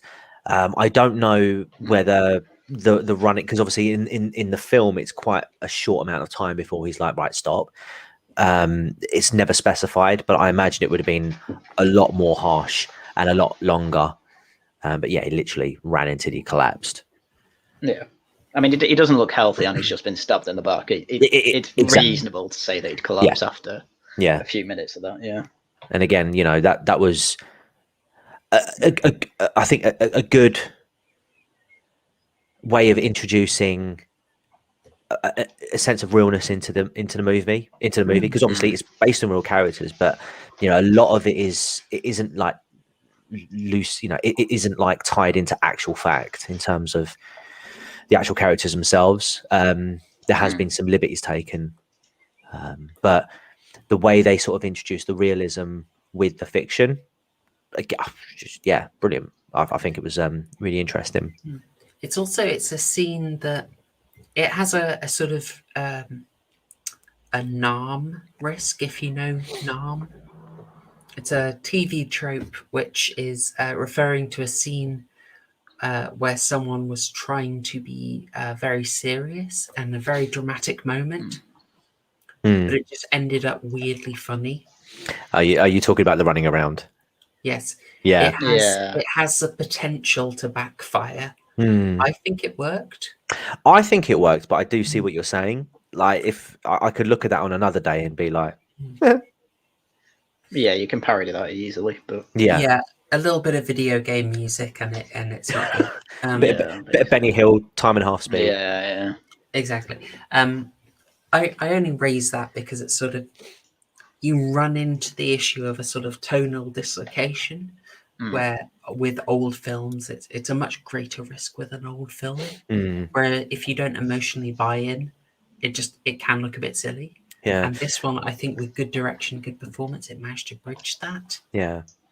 Well, I mean, the acting styles were very different back in those days, which is why I think it's so much easier to do things like parody them or look at them in a light which isn't sort of, which you probably wouldn't with a modern film, Yeah. Yeah, I now can't get Benny Hill and that running around scene out of my head at time and half speed. I'm sorry I mentioned it. No, I mean, I've don't got that on apologise. there. You should be. I should be thankful. That's brilliant. That's made that scene even better for me. Oh dear. We have a dynamic. We have a dynamic established that the Uncle John is at the mercy of Matthew Hopkins and John Stern. They are not good people. They are not righteous. Not saying them being righteous would actually make it that much better, but it's just it adds to the perversity of the situation. Yeah, well, And Sarah offers herself up, or rather agrees with some negotiation to Matthew Hopkins' proposition. Basically, shag me and I'll keep your uncle safe. Yeah. good trade. And, yeah. Yeah, well, I mean that's why before I was saying probably shouldn't be a real queen, though I understand why she did it, but it's like, Yeah, nah. she's a little quick to go along with it. I'll be honest; it's a little hard to marry, but nevertheless, I like that she does have initiative. She isn't a sort of shrinking violet. She's got quite a lot of backbone. She plays to her strengths. Yeah, And just also, because she quickly identified that Hopkins was a simp. Yes, yeah, very true. Well, he's Puritan. He probably doesn't get that much action. So, well, he does ask her if she's a virgin, and I think he does. Because when I first cause we'll come to it later on. Some of the the way that he reacts to a certain scenario and what he does afterwards, and I did sort of question why that was, but when I thought about it more, it made sense. So we get a scene. So this is pretty quick. By the way, at this point, Richard Marshall, he's out of the film for quite a while. He's had his 2 days leave and he goes back to the army, doesn't he? Yeah. Yeah. You do leave him for a while, which I just thought was a bit odd. I'd said to my wife that just hang on, where's Richard? I haven't seen him in ages, and then he turned up in the next scene. Anyway, I highlight this. I've taken this still, followed by the priest, because they're trying to get you the idea of what the jail was like. It's pretty grim. I mean, like, this is only slightly above a standard Holiday Inn. It's grim situations here, folks, and you get the measure of John Stern here. You see him in action. He's just gross. He's belting this woman. It's grim. It's grim. Yeah, I mean, what I find funny is, I mean, you see a rat when you go in, but also before this, they're kind of supposed to be doing the Lord's work, so to speak. So one of them shags a virgin, and the other one's in the pub drinking to excess, probably also shagging the pub wenches. So it's they're not God fearing people. Clearly, they're just not sadists, as I say. Hence, nah, man. The Lord works in mysterious ways. John Stern is the Witchfinder General. Yeah, definitely not. There were some quality wenches, I think. There was some quality tavern wench scene. I appreciated that. One thing that comes off from this is that what is it that summons Hopkins away? Why is it he leaves? Help me out, guys. I think he just has other business to attend to. He's told he's been called over the hill to another town. Yeah, that's it. Basically. Okay, that's okay. Okay, so we have then, after we're seeing just like they're evil. Stern is beating the crap out of this woman. It's horrible, and you get a device that the film uses several times in its direction that's actually quite key to how effective it is, which is in this scene.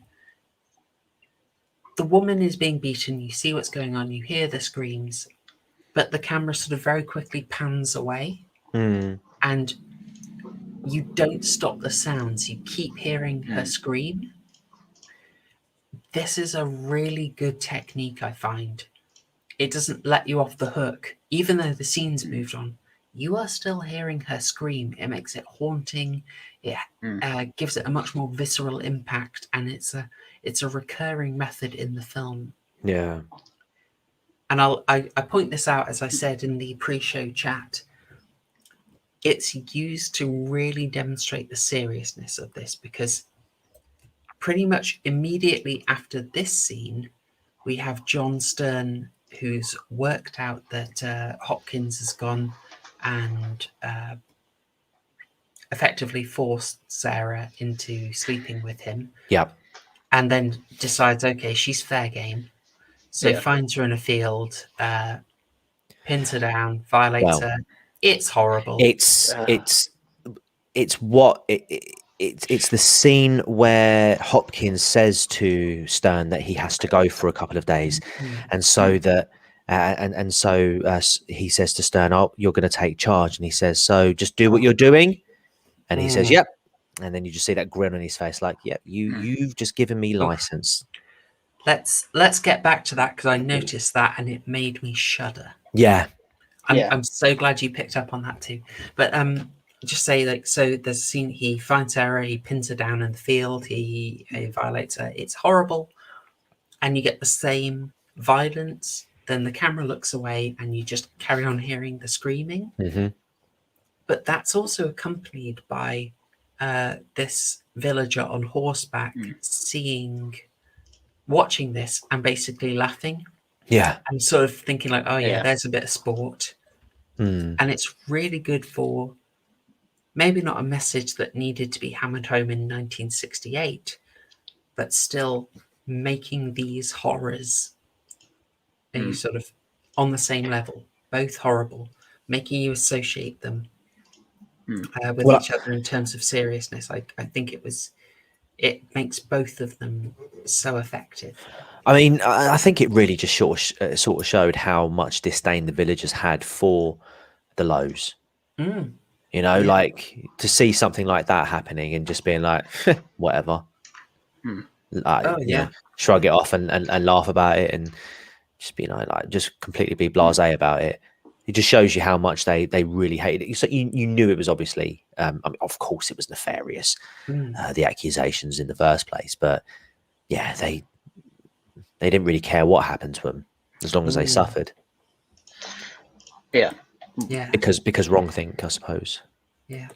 Let's rewind though, because that is a really good moment. This is the kind of thing that I love finding in a film. You've seen that John Stern has followed Hopkins out to the manor. He's worked out what's going on. Hopkins clearly does this a lot. He's blatant about it. You see Stern grab a ladder, have a look in, and there's this kind of, I guess he's kind of resentful. When he challenges Hopkins on it, Hopkins really hates the implication. So I just get the feeling, like, how did you read that? Is Hopkins conflicted about it, or does he just hate that Stern can see through him? I think it's the latter.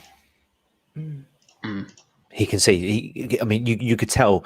Again, going back to the opening scene with those two, you know that Stern knows that Hopkins isn't all he's making out to be. It's quite interesting as well that, so again, that is Hopkins is the one that says that to Marshall on the way into the village that some men may not seem to be who they are, or something along those lines. I'm probably butchering that quote. But it's interesting that he's the one who says that, because Stern knows that Hopkins isn't the man he says he is, and he's demonstrated that a couple of times through the conversations he's had, and obviously seeing him, in the manor that night up on the ladder. He's like, I was right. You're not this guy. You're not this Puritan guy on a holy crusade. You're just a scumbag who wants to make some money. Why don't you tell me that? Why don't you just be honest with it? I don't care either way. I'm making money. Look at me. I'm open about it. I'm honest. And you know, that's what it's such an interesting because you've got one, you know, essentially they are two of the same character, but one's just in denial about it, and the other one can see through it. Yeah, I mean, also Hopkins totally looks down on Stern. Absolutely, yeah. Oh. And I think that's why Hopkins has this image that he wants to uphold, because if he lets that go, then he falls down onto Stern's level and becomes his equal in that regard. And he needs to hold that level of majesty above him. But time and time again, he keeps proving to Stern that actually he's just Stern in a nicer suit, basically.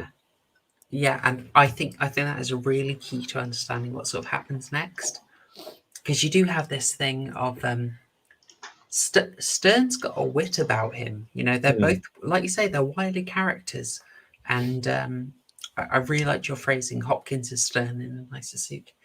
When exactly like you said, Stern says, "Shall I carry on all your work?" Yeah, it's just no. Yeah. You just got it, didn't you? You knew what he was thinking. Yeah. And again, you know, sort of talking about the power dynamic earlier on with the negotiation that Sarah had. I mean, essentially what Hopkins did to Sarah is the same as what Stern did to her. I know what you mean. But... You know what I mean, yeah. But you know, again, probably poor phrasing, but Hopkins did it with a level of well, I think there's a difference between being a being a prostitute and being a, you know, what Stern did to her. Yeah, but ultimately, at the end of the day, like if it was just normal scenario, you know that she wouldn't be laying down with that guy. You know, she was preparing to get married and stuff like that. So it was an act of desperation rather than sub-bucks.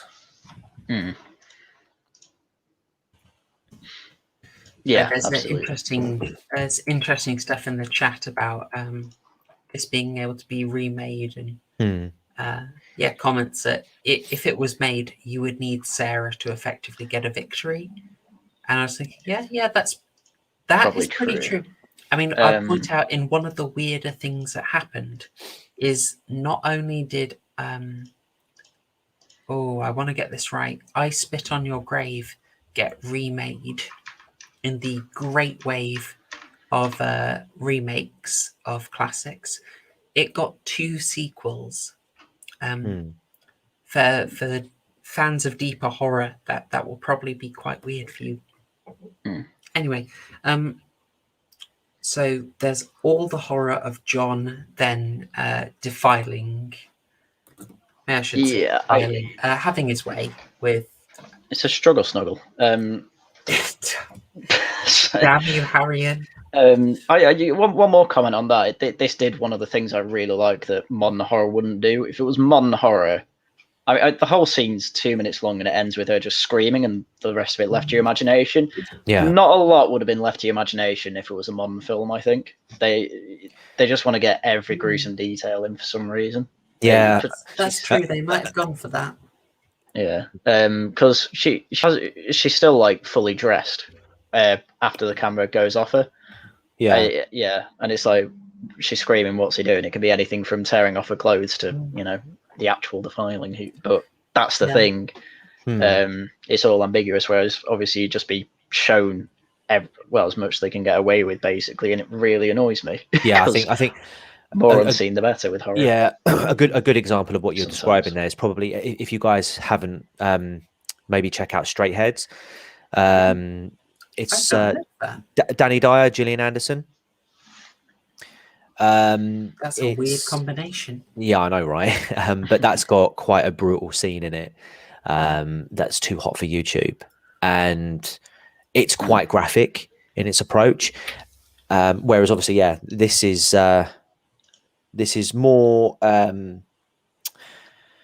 censored, if you will, but not in the sense that it's not happening. It's just it presents it in a different way so that it leaves it more to the imagination. And I think sometimes in your own head, you can create a situation that's far more worse than what's actually happening. Yeah, and all you need is just those right triggers to make those things come to the forefront of your mind. And because you've seen it get set up, you look away and you just hear the screams. That's why it is so much worse. It's so much more effective. But that brings us to this, the trial of 3 witches, including John Lowe. And basically, after Hopkins comes back, he finds out that Stern has violated Sarah, and it's bloody awful, because he just then effectively decides, well, sod the deal. And I was thinking, like, what's going on there? Yes. And I thought, it's like, I think that's all to do with him looking down on John Stern. He basically goes, oh God, this chav's had a go. She's sloppy seconds now. Ugh. No, deal off. What's going on? Well, this is what I was referring to earlier. I was a bit confused by that at the beginning, and my interpretation of it, or my conclusion, was that she wasn't pure anymore. And so there, like you say, essentially, deal was off, but it wasn't more. It wasn't John that he was peeved at.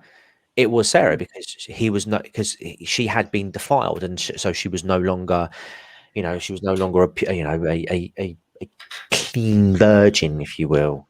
That purity had gone, and so I know, obviously. I mean, she wasn't a virgin anyway. She lied to him, but that purity had gone, and I think I think that was a kink for him. Well, given the way the guy initially reacted to her in the field, you don't know what he's actually told him, and she could basically just be a whore, and because it's like, oh well, she's in the field now. I've been told by this farmer that she was in a field, but I mean, he hasn't necessarily been told it was a struggle snuggle, and so if a couple of times with him, she's gone straight with John Stern. How does he know that she was telling the truth in the first place? That might be another reason he got why he changed his mind, basically. So it could be one of many things, and it's quite ambiguous what it actually is. If we're going off motivations, though, he might have just known that someone else had been with her and just been such a cook, basically, that he just couldn't handle it, and was just like, right, that's it. She's deal's off, But I mean, that's why it's good. It's kind of ambiguous, but there's so many reasons it can happen. I think that's what makes it so good. I mean, like I say, my takeaway was the religious angle. Your takeaway was, maybe he wasn't told the whole truth. Yeah.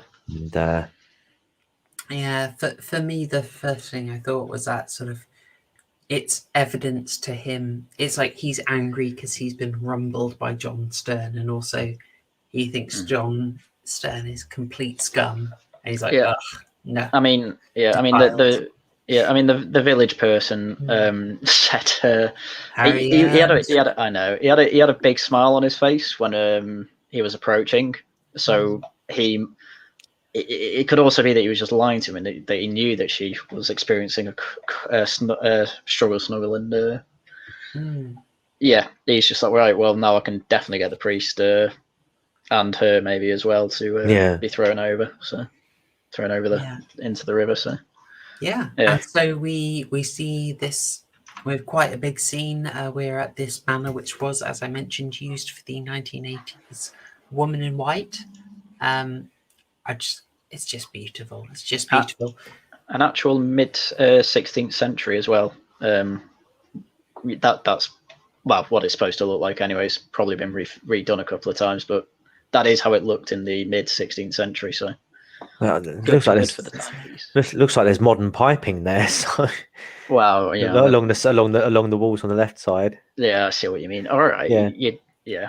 Well, as I say, some too, but it's good enough for what it is. No, so. But I'm just saying, like, for this particular scene, like, you've got the modern piping and the guttering.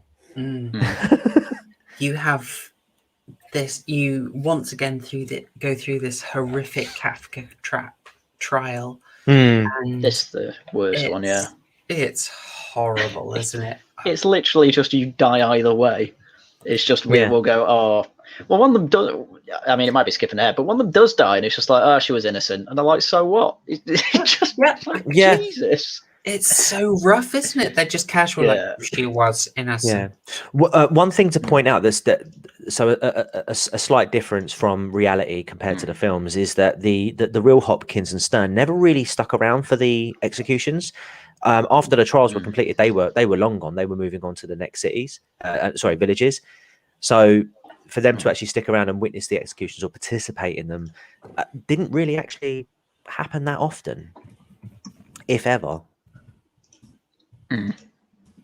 So, just an aside, Yeah. As we You say, also artistic license. Yeah, absolutely, of course, absolutely. And you know what, they've got every right to be as artistic as they want. Yeah. You also notice here that they kind of they went on a quite hard cut from taking them out of the river to just bam, hang. Yeah. And that also, I don't think there was a big musical cue. No. I think if we were doing this today, you'd get a boom. Yeah, you'd get a big noise. This one, it was just bleak, bam. Oh yeah. Oh gosh, it's a good shot though, isn't it? Yeah, really good shot. Yeah, definitely. It's harsh as well. There was a minor thing that annoyed me.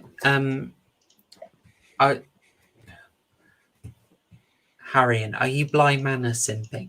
Yeah. Oh, Best show ever made. it's pretty darn good. But man, we're gonna watch Haunting of Hill House, and you are gonna be so happy. And We'll see. I'm gonna love it. All right, so yeah, there's one minor thing I noticed is that they were paid 12 guineas. Sorry, they were paid 9 guineas in silver, and they received it in 3 fairly full bags from this village. And then they go to the next village, and they got 12 guineas in silver in 2 bags. Really annoying. I don't know. One had better packing efficiency. I don't know. I didn't notice that though. But that's a kind of thing enough. that just takes you out of the movie, you know. it's so weird as well, because surely the prop department would just use the same 3 bags if it's the same, but whatever. Yeah, it just I noticed it and then that was weird, but I had a note and I thought I would share. I would expect Mauler to pick that point up and make a 3-hour video about the size and weight of the coins of the time, and God, that is such and I would watch that. Straw man of him. But yeah, no, I'm joking. I love Mauler. I know. Yeah. We all love Mauler. We're all hoping one day the Long will join us. One day. The Long I forgot man. to super chat. He was on He was on Drinker's stream the other day. I should have super chatted. I didn't. The Shaun of the Dead. Yeah, should have super chatted. That would have been great. Watching that. Oh, yeah. It's good. It's good. We'll get the Long man on here one day. Here you go. Civil War / Mauler joke. You know what Mauler's favourite type of parliament is? Long parliament. My favourite's hung parliament. I'm more of a rump parliament man myself. Nice. This look, just because this film is a bit saucy doesn't mean we should be. We want family stream, people. Family stream. Hey, we're just talking about types of parliament. That's all. Exactly. Yeah. You know. All right. So we are once again we're getting these absolute bleak cuts at the moment, and it's just after this that we do get Richard back on the scene in some fairly. I am sorry. What? Hanged. Oh. Yes. I'm sorry, Rory. You are absolutely correct. Yes, they were hanged, not hung. I'm sorry. They aren't paintings. Thank you. I got called out. I got called out on my Rocky Rambo video because I used the word nonchalant in the incorrect phrase. In the incorrect. What? No, I said nonchalant. Sorry. Jesus. Terrible. I described it as being nonchalant, but no, sorry, nonplussed, and yeah, I got rightfully called out because I used it in the wrong context. Wow, you are the worst type of person. I am the worst, but at least I say undoubtedly. Mm. We get the return of Richard on the scene Da, da, da, da, da, da. after quite a while. After quite a while, it must be said. Sorry. Isn't he off to buy some? He's off buying some nags, isn't he? Yeah. And they're having a bit. He's having argument about the I was guineas, just trying to remember where we were as well. Yes, Yeah. he's gone off. No one likes the horses in this film. Everyone's always slagging off the horses. What's that about? They're all malnourished, didn't they? They're like all the good horses are off fighting in the Civil War, and they're just left with the dregs and ends. So they're just breeding. Just wait, you're a leftist? What? Which I'm reading Empire's post there. Yeah, so they just, so obviously they're just left with all the sort of like the stragglers, and everyone's like, oh god, because he's like, oh, I'm just gonna go to Suffolk, and the guy's like, oh, you don't want to go to Suffolk? It's no better there. 2 of these ones came from there. Yeah, correct. He knows what's going on, and he's off. He's off. You've got that call to action. He doesn't hang about, and you get a really sweet scene that I really wished I had a screen cap of. Alas, we'll have to go without it. Is it the What do you writing think of the scene? I didn't like the riding scenes as much. I felt the music was a bit off with them, a bit tension draining. Oh, I liked it. It gave you a sense of that he's traveling a long way for these, changes of scenery. I thought they were fun. They weren't boring or anything. So to me, anyway. And the length, as I say, indicated he went. They weren't boring, even though he did like really screw with the shepherd's sheep. He's constantly trolling sheep in that. Anyway, it was more the music that I don't know. The music kind of lightened the tone a bit more than I was feeling.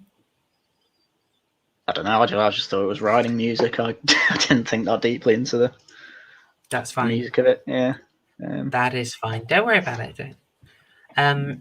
So he gets back. We have the scene in the church that I really wish I had a screen cap of, and Sarah fills him in on what's happened. And how do you think? What do you think of how he sort of handled that? Did that scene leave much of an impression with you? Harry, either of you? I think he handled that quite well. I mean, his response to it was to marry her there and then. Yeah, bit of a Chad. Yeah. Although I found it interesting. I don't recall because I know Sarah tells Richard about what Hopkins essentially did to her. I don't recall her mentioning, Stern. I don't think she did. Which was really interesting to me. I found that really interesting. I think she felt this. Okay, this might sound weird. I think she felt better about the Hopkins one because she felt she was going in and had more control on the situation and could justify it a bit more. Whereas, but with Stern, she had lost control and she was possibly feeling like she had made a mistake, and then she was possibly feeling blame on herself for that. I wasn't quite sure about what she was feeling. Yeah, I don't know. I just felt like it would have been just as important, if not more, to mention that one over the Hopkins one. Yeah, just because of how like just the severity of it, and like I mean, what it was bad either way, in both cases. But I just found it interesting that she didn't mention that one. But yeah, no, Richard's response to it I felt was proportionate. I know that probably had I been in his shoes, I would have felt the same. Revenge. You know, you weren't there to protect her. You made a promise and you failed to uphold that. It was interesting that when they got married and they said their prayer, he was, you know, praying for forgiveness of both of their sins. So he acknowledged that, in a sense, that was him acknowledging that, yes, he should have been there for her. He should have protected her, and he failed in his duty as a man to do that. It's also it's so interesting symbolically because they would have been married by her uncle. Yeah. That's not happened. They're in a church that's been defiled. Yeah. And by the way, God, I found that heartbreaking. They've defiled the church. They've written witch on the wall. They've trashed. Oh, that I found that moving. But even there, they go inside this. She's been through a lot. He's been through a lot. The church is defiled symbolically, right? And it's like all the way through that, he's like, fine, screw it. They go to the altar and they just, and it's a detritus. He sort of kneels down and makes this really personal plea. And it's kind of like he sort of lost faith in the big institutions. Like there's been an injustice done to me officially. Yeah. But he's just looking past that. He steps over and he makes this really, he still goes for just this really personal plea to God. And I thought that was really nice and touching. And as of quite a wholesome thing for, you're in a difficult world, you can't trust institutions, you have to have some kind of faith. I mean, especially the institutions as they are in that time, because you know they're pretty much non-existent in some places. Yeah, you see. I mean, you see the guy. He takes matters into his own hands. But there is an extra moment in there.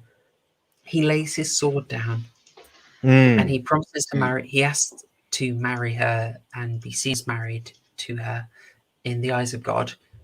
And then he says, "And I will get vengeance on her." Yeah. And Sarah looks at him like, what? Her expression is just sort of, oh no. Like she's scared. She basically realizes it's going to get worse in that moment. She didn't say anything, but it's such good acting. I love it. I think he did a Chad thing in that church. Yeah. So excellent. Yeah. No, I agree. Chad through and through. Good man. The sword and the wife in the same move. Brilliant. And I like that, you know, she just got more character. She's not just wallpaper. She's not just scenery. Yeah. Yeah, I think this gives her a lot to do. I love it. So we kind of follow that. He goes off. He's got to go back to the army. He has got things he must do. And then we get this scene, which I think is absolutely beautiful because consistently, you know, the army is moving around. The Roundheads are moving about. It's why Richard is so active. You know, this is brilliant cause and effect in the plot. And so he's got to do stuff, but also Hopkins and Stern run into the army as well.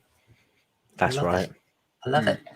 And they are, it's quite fun role reversal. They've been using authority to be complete bastards. And so much for the family show.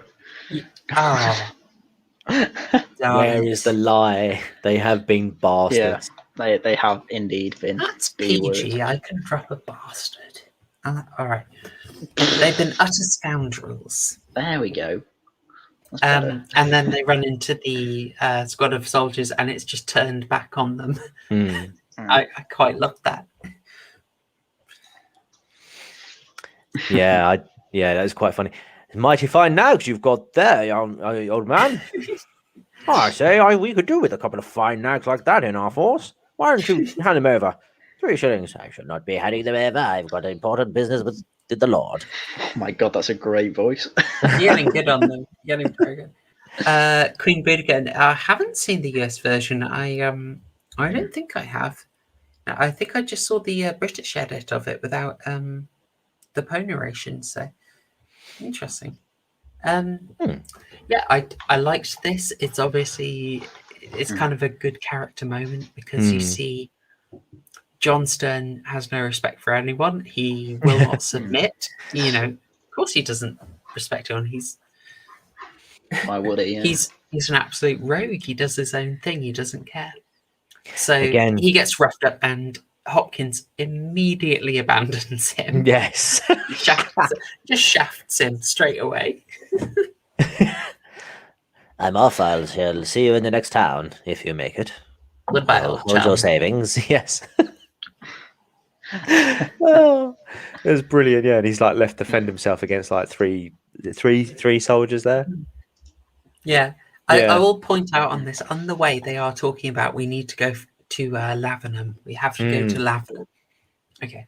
Yeah. And I will point out that later, okay, so John Stern does manage to escape in quite an interesting fight, quite nasty the way he gets a little bit of a knife. Empire, I'm sorry, I didn't mean to say a bad word. I try not to. I retract everything in chat. I regret nothing. So, sorry, yes. Stern, because he's a bit of a beast, fights his way free. He's not a moral guy, but he is a very interesting character. And he then, just for a slight weird thing in the plot, he has to get his own horse, and he meets a really camp actor who's trying to sell him a horse, who's completely overacting, and John Stern is sort of quite impatient until the guy mentions that he's heard tell of where Hopkins has gone. Yeah. And John Stern's like, where? Tell me where. And the camp horse guy is like, oh, Lavenham. It's like, yeah, and he's like, you'll give me that now, right now. Yeah, it's like, this shouldn't be a surprise to you, Stern. You knew he wanted to go to Lavenham. That should probably be the first place you try. It was a minor annoyance. There are very few things I can point out as problems with the film, so I have to highlight them. How did you guys like this scene? To be honest, I didn't spot it. I was more interested in the bartering going on for the price of the horse, and then when he gets wind that that Hopkins is Latham or he's on his way there, it turns from 2.5 to 3. Give me it now. You will give me that horseshoe slig.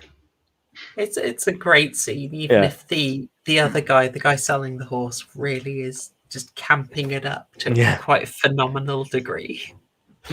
Oh, I'm gonna have to go back and watch that. The guy's a meme. I love him. Yeah, he's brilliant. Oh, guys, I can't sell you for 3 shillings. It's got to be 3 1/4. How enough there? Going in about us. Okay. Let's Can we have a quarter to that? He was only doing that to get his quarter. Exactly. Quarter guinea. Doesn't work. Does not work. Empire. Oof. In fairness, helicopters hadn't been invented yet. So true. Yeah.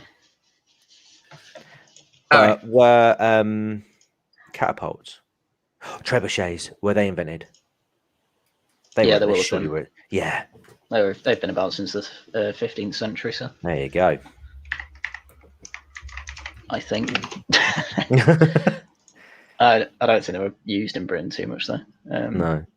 Oh, early as the 4th century by the Chinese, Byzantines in the 6th. Oh, wow. Christian and Muslim lands had them from the 12th century, so there you go. Earlier than I thought. Wow. In fairness, there were probably a good number of occasions when you needed to launch a 95-kilogram stone projectile over 300 meters. So it's got to be a treb, really. What about the catapult? I'm not doing that. All right, hang on. I can do this.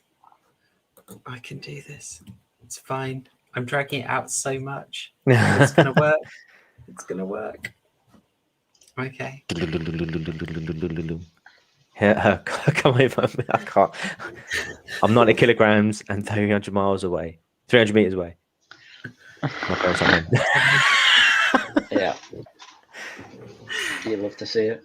Oh, I have not. Yeah, I'm sorry. I love trebuchet memes. They make me very happy. I have simple pleasures in life. Okay. trebuchet. Oh my goodness.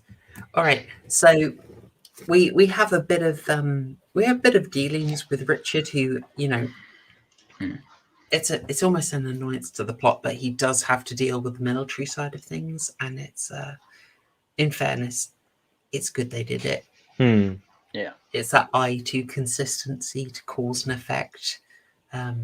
In returning to the military, you get the payoff for the fact that he would normally have been subject to a court martial. Yeah. But the captain remembers that life-saving shot he took, so it pays off. It's nicely done. Yeah, and they need soldiers alive who are good. Yeah. Yeah. I think this is you mentioned this at the beginning. Actually, this is the pay, Harry, and this is the payoff that you were talking about. I'm assuming, yeah. Yeah, well, part of it, yeah. Partly that, and partly that's the reason he got a couple of days leave as well. So it was. Yeah. That was a good catch. I'd missed the connection to the day's leave.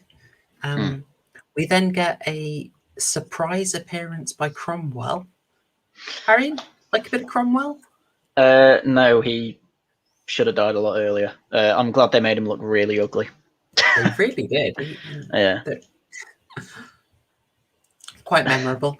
I've got mixed feelings about this one story-wise, because it's kind of, he's brought back into, he's sort of told he's got to get back to the army stuff, which kind of, it's an interruption to his revenge plot. Yeah. You just need to do that, but it's also the kind of, okay, realistically, he needs to go back, but they kind of cook him up.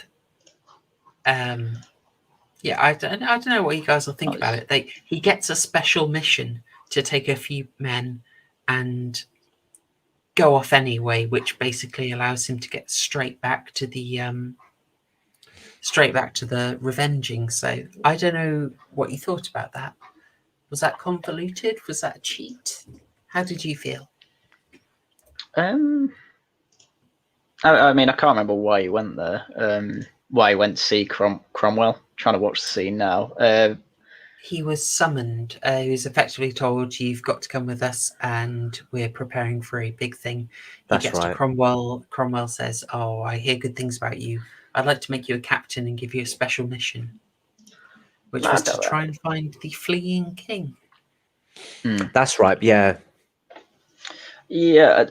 I mean, I was okay with it. I don't think it's a bit contrived, but it's not like it's entirely plausible. And it was also even likely after saving, after that shot. So. And in terms of historical accuracy, it was a thing that happened. Yes, so it was probably just to remind the viewers that, you know, you are watching a Civil War piece, and that this happened around this time. So we'll send our protagonist there to investigate. Yeah, it also gives me my third of three things in the film that I wanted to complain about. I know, right? This is how desperate I've been to try and give a balanced view and desperately find things to criticize. They meet the guy on the who's round the boat, who rented the boat to the king, right? And the guy says that he's had no idea that a civil war was on. Oh, yeah. But then he also says he's aware that the witch hunter is in Lavenham, so they probably shouldn't go there. I'm like, okay, how is this guy getting his information? Was he being kind of blasé, tongue-in-cheek, facetious when he said he didn't know a civil war was on? Because he seems awfully connected to news that's coming nearby. If I phrase that well. Twitter journalism. Maybe he gets it off Twitter. The guy's very niche interest. I struggle that he's so disconnected from news that he doesn't know about the Civil War, but he has picked up that a very recent arrival of I mean, he says all stuff is going down in Lavenham, but it's like, I don't know how long have they been there kicking stuff off that it's got a reputation and that has got to him. Well, the thing with wars before kind of the modern period is that they were the battles especially were very much kept to the battlefield. You wouldn't really have, like, I mean, if you can call it this, urban fighting. Depending what the guy's job, I mean, he's on the coast. I assume he's some sort of fisherman, maybe, or something. He's far away from a town anyway, so maybe he trades with Lavenham. And when it comes to the Civil War, Lavenham's been one of those places that's not been very affected. So when he trades there, they'll pass news on. There won't be much news of the war. Maybe the town might know there's a war because some of their sons or whatever will go off and join the armies. But could he miss that news? Maybe, maybe not. At the same time, maybe he's saying, "Oh, I didn't know there was a war," just to say the war affects me so little that I don't care. I think that was more of what it was. Yeah, is that they're so little affected by it. He's like, "Huh, is there? I don't know." Yeah, sarcastic. He was trolling them a bit. Yeah. I felt like that was more of a sarcastic. Oh, really? I didn't know that. Like, look around you. Fine. So yeah, I'm not too bothered about that line. And then I can. I mean, you'd want to know when a Witchfinder's out because random people in your town are being accused of being a witch. Yeah, that's definitely going to spread around. Yeah. Whereas obviously the war's not really affecting a town, they're not really going to talk about it. So yeah, there you go. That's fair enough. It also sets us up, but it does set us up very well for the finale. Richard basically relieved of his duty. He's already told the people with him, effectively, laws be damned, I'm going to do what's right. Yeah. Cool scene. Yeah. I mean, that's been a kind of conflict throughout it. That's why he's constantly travelling, because of his army duties and because of his duty to, his oath that he made. It's really good. You have him heading to Lavenham. You have Hopkins and Stern already there. You have Sarah there, sheltered. It's great. You're set up for your finale, guys. And what a finale. Oh, yeah.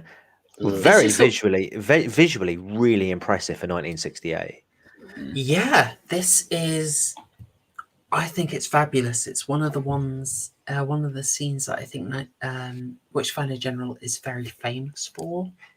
It's pretty intense, I think. Yeah, and of course you had the husband whose only responsibility in that, whose only role in that scene was to be held back by two men with minimal effort, just shouting, "Sarah!" Sorry, Elizabeth! And then sort of wincing every so often. Elizabeth! Wince. I mean, before even that, you see that there's... I mean, I think the imagery and the plot have already made the message and some of the themes quite clear. But in case you didn't get it, that scene has all the women in effectively like a pigsty, a fenced-off area like animals at a farm in the muck. Yeah. Being jabbed with sticks. Yeah. It's got fantastic meme potential. If you are of low morals. Very based. Very, very strong meme game from that. Actually, there's a bit in Lavenham when Hopkins is talking about the evils of women that I just got a note. Clip this for John D. That's a bit too niche for our stream purposes. All right, seriously, maybe we should have invited him into this stream because his takes would have been incredible. I'd love it. Village people, that's the third. Take it's like Beetle juice. Yeah. You know what? We have got AA. This might not make sense for people watching this. We've got a guy who streams at the same time as we do this, but he is interested in doing a stream on the 1972 Amicus portmanteau horror film Asylum. and possibly like the broad range of Amicus Productions. We'll have to film it on a time that isn't a Tuesday, so our streams don't overlap, but I think we will have that happening. And if we do that, we've got to get you boys on Dion. If not for Fright Night. Well, yeah. Yeah, he'll probably be into films. I assume he likes modern art, so maybe I'll choose a modern film. Maybe. Maybe. I got the feeling he'd sort of look down on our particular tastes. I don't know. Let me Interesting ask to him. know. He needs to unblock me as well, but I don't think he will. He thinks I complain about one of his modern art tastes, but I've literally never commented on his art. It's because I called him an idiot for saying that the Industrial Revolution was bad. Anyway. In fairness, the Industrial Revolution and its consequences have been a disaster. I'm not having Bundy posting. Bundy? Kaczynski. Yeah. So, I think Ted, serial killer, whatever. Terrible. Well, this was a derailing of the stream. Let's get back to Witchfinder General. There's a scene that I think the film is quite famous for. You got that horrible imagery of the accused are effectively being treated like animals in the market square, hit with sticks. It's brutal. And Hopkins is just so excited when he arrives in Lavenham. Not only has he effectively managed to secure himself 2 young women who were accused to interrogate. Yeah, I don't think this guy is in it for the purity. I'm not sold. Do you know? I'm not sold. No, at this point in the film, I doubt his commitment to sparkle motion, frankly. Classic Anglican. But he's excited because he says he's got a new method, and this is that new method. It's nasty. It's quite brutal. Quite being an understatement. You see how it's being set up. Can you imagine? Oh gosh. You see it from so many angles as well. It is filmed very well. It's quite interesting, like how well they managed to shoot this in 1978. 68. Oh, sorry, 68. Thank you. If they'd done it in 78, I think they'd have been tempted to use a green screen. Possibly, yeah. I mean, it still would have been impressive in 78, to be fair. I mean, but yeah, it was incredible. Yeah, I'm just going to check something. There was a film I wanted to show you guys, and hang on. Devil Rides Out. Oh, well, that's perfect. Devil Rides Out was a film I wanted us to review, but I think it's a tricky sell because even though it's got Christopher Lee in being amazing, it uses green screens from 1968. How can I say, you have to be quite forgiving of it for it to work, really. Whereas this, they haven't used green screens, and this looks quite amazing. You see it from so many angles. It's a good shot. It also, I believe, inspired a very well done scene in a much more modern movie from 2006 that we're going to watch, Silent Hill. Oh, so that's a film I've not seen in a while. Sean Bean, Silent Hill, yeah? Yeah. That's a film I've not seen in a while. Yes, please. Yeah. No more spoilers than that, but yeah. Oof. Is that based off the game? Heck yeah. Yep. All right. Nice. We're going to do your talk on Soma and Silent Hill in the same stream. And I believe we get no wine on for that. I've never played Silent Hill. You need to complete Soma to have a good understanding of it now. That is true. Well, oh god. Speaking of which, when are you going to complete that? Oh, I don't know. Some point this week, maybe next week. Hope. I'll probably just do it Friday straight after work. I get tired after, but I might just be like, oh, sorry, I need to finish it. Good lad. Because when's the last part I played? Because I might start doing a thing where I kind of play games on my main channel, then do what Mauler does, take them off, and then put them on the second channel as videos. So yeah, we'll see. But yeah, I really need to finish Soma. It's been months. Yes. All right, folks. So we have this bravura. I mean, it's kind of interesting. You think witch trials, I think burning at the stake. Yeah. That's really tied in. And then you just find out most of them, like you've said, the hangings. The hangings, the drownings, the beatings. But I think the I feel burning's like, more to do with Salem. yeah. Yeah. But we get this, and it is.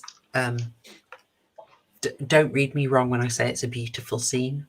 It is utterly horrific. Yeah. It has an impact, and you also see a continuation. Elizabeth's husband is extremely aggrieved. Yes. And well, would you like to? Would someone else like to pick up what happens in Lavenham, plot-wise? Go on, Rich Crimer. So from from what I can remember, after the burning, they find Hopkins and Stern they don't run into Sarah exactly, but they see her while she's out shopping, and then they realize, oh crap, that means Marshall's going to be here and he's gonna kill us and whatnot. Oh, we better get out. And so they hatch a plan to essentially catch him and use the law basically just to accuse him of witchcraft. And they is it the town's magistrate that they get on board to accuse Marshall or someone along those lines. But basically, yeah, so Marshall turns up, finds Sarah. They have a bit of they do a bit of bonky, and then they get the plan is in action from that point on. Yeah, there's almost a bit of a cat and mouse. It doesn't spend a lot of time on it because it's a very brief film, but it could have been interesting. I could have maybe had a bit more of that sort of cat and mouse building up in Lavenham, but they're very quick to it, straight to the point. We kind of missed out the fun scene of Hopkins and Stern meeting up again. Oh yeah, and of course, Stern is so furious, and then fine. Hopkins doesn't care. He's completely unapologetic. Yeah, he's like, well, as you can see, I saved your share of the earnings. Are you going to take it and shut up, or are you going to, or shall I shoot you now? As you've seen already, I have no hesitation. I will shoot you dead where you stand. He just all looks and is like, yeah, fine, I'll take my money. Yeah, Stern is so pragmatic. He's such a good character. He's such a good character. I love it. And they go in. They've effectively got the force of the law behind them. Yeah, they managed to get the drop on Richard and Sarah. Her reaction to seeing them, I think, is good. The fear is there. She tells us again. This is lovely acting. She doesn't do a big thing, but she knows how serious it is, and she lets you know. And they've arrested them. They're taking them down the stairs. We get the quick and slightly weird interruption by Elizabeth's husband, who is sort of just instantly shot dead. Yeah. I thought I'd misremembered. I thought that might be a moment when Richard would turn around and try and escape, but he doesn't. No, he does nothing. Yeah, after this happened, I was kind of wondering, like, oh, what's going on here? Yeah. Why did you do that? You didn't need to do that. But it's fine. It's fine.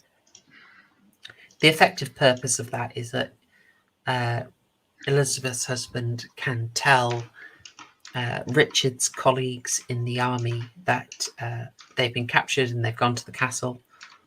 There are other ways to get this information, but it doesn't matter. It's actually fine. And I think it does a good job of reinforcing the theme of other people's lives are touched by these trials. Yeah. I mean, they could have done it without him being shot in the chest, but sharing that information.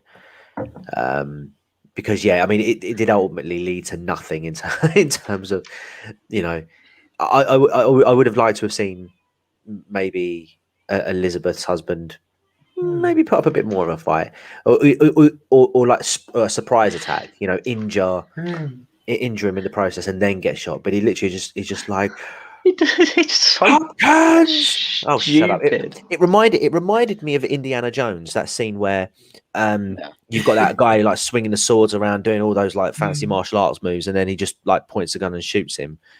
Just shoots him dead. It was literally like that. It's like, Hopkins! Shut up, mate. Anyway, Yeah, where were we? Oh yes, your witches. wasn't Let's go. great. Come on. Yeah. Well, hang on. I thought, okay, guys, potential rewrite. For all the criticism, not that we've actually done all that much because this is a brilliant movie. Potential rewrite. Elizabeth's husband knows he can't do anything physically, but he goes on the lookout for the soldiers. And he his idea is, look, I'm going to be in with you guys. I can take you to where Richard and Sarah have been taken. He wants to play the game that way. He goes with the soldiers to the castle, and he's so fired up. When they're blocked by the guard, he's reckless. He just effectively just charges in and gets killed. Brilliant. But he gets one guard out of the way and helps him. And that's all he wanted to do. But he got to do something and not be just offed casually. Yeah, the man who just literally all he says in that film, apart from obviously when he fesses up, is Elizabeth, facial expression of wincing, and Hopkins. That's literally it. It just needed to be better than jump out from behind a cupboard, shouting with a knife. When surely the guy's armed. Yeah, I don't know what he expected. Yeah, it was bad. I like that rewrite though. That sounds better. It gives him purpose. And then obviously he's dying, telling the soldiers where they are. So we get to the climactic scene. Hopkins, again, you've got this horrible situation that he's able to put people in. He has Marshall tied up. He has Sarah tied up and being pricked, and horrible things are coming her way because that's been built up over the course of the movie. Her getting stabbed is just awful. Yeah. It's what he does because they've got their backs facing out, and then as soon as he takes the first step, he literally lifts himself up and twists himself around, and he's just staring at Hopkins, and he's just like, "What say you?" And he's like, "I'm going to kill you." Yeah. It's the coldness. Yeah. Oh god. Oh, it's so horrible with the whole. Of course, if you were to confess. But I think at this point he knows there's no point. Like they're going to die anyway. I mean, they're not going to stop torturing them because he says they're a witch. But as well, the third guy in that scene as well just looks horrified by the whole thing. Yeah. Which is I mean, he's kind of almost part of the audience there.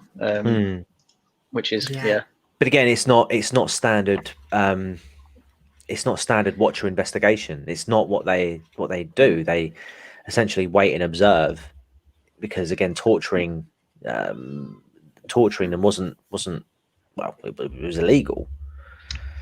So he's probably looking at it like, what this is what they do. There is a bit there where way earlier when the woman's being beaten in the cell. There's way earlier, and Hopkins asks, "I trust you're using the approved methods." In a kind of like, oh, of course, all above board. Yeah. And then they just press gang the witnesses. Well, that's for the priest actually, but and then it all looks official. But anyway, we are back to an incredibly visceral scene. Like just the vulnerability of Sarah is on display. It's the same thing you saw with her uncle. The back of the clothing has been ripped off. There is that vulnerability there. The same thing's going to be done, but it's amplified. It's not just the pricking. They're showing you that brand in the being heated up from the start of the scene, so that is in play. Yeah. It's tense, and it's so tough to watch. what do you want Marshall to do in this? What do you want him to do? He's screwed either way. It's a horrible, visceral scenario. Like, well, he's tied up, isn't he? He can't really do anything. And oh god, the brander as well. It's not good. His colleagues finally get through out that awful test. Like, if she screams, we know she's guilty. Yeah, Kafka trap. Yeah. And it's also interesting as well because a really dumb move, but Hopkins says to Stern to move Marshall so that he can like kneel beside, like kneel facing her, so he can see the pain that she's in, and obviously that then frees him up to then counter and fight back. And I tell you what, it is a bit. It's a bit of a convenience. Yeah, big time. And obviously you got all the commotion going on. Yeah, the hatchet. I don't mind that too much because I can get it, but what actually allows him to get free as well, he's doing well. Stern is untying him. He gets distracted by the commotion upstairs from the third guy being stabbed. So he gets distracted. Then he takes his chance, which I'm fine with. The guy's a soldier, you know. Like what he's doing in a fight. So, and in fairness, Hopkins feels pretty invincible at this point. You know, he's beating all the threats that come to him. He's got them in his power. He does feel invincible. So he wants to be fully sadistic. Yeah, but that second that he's that Marshall's free, you see that invincibility just wash away. Yeah, he instantly has his back against a wall, and then one hit later, you don't. Yeah, he's dying basically. Yeah. To an arm that never enters the skin, but you get Stern knocked down, and I mean, what's the what does he do to his eye? How do you curb stomp if you haven't got a curb? He just stamps on his eye. I think the idea is that he kind of broke his eye socket basically. Right. Where he's got spurs on. I was say, it looked like he like trod on him with high heels or something, because it was like the hit. Yeah, I mean the way the boots were, they did have a bit of a heel to them, so they were correct. Probably made. Yeah, they were probably they probably have metal soles or something as well. So probably. It's nasty. It's pretty damn nasty. Just turned down, eyeball kicked out, and then okay.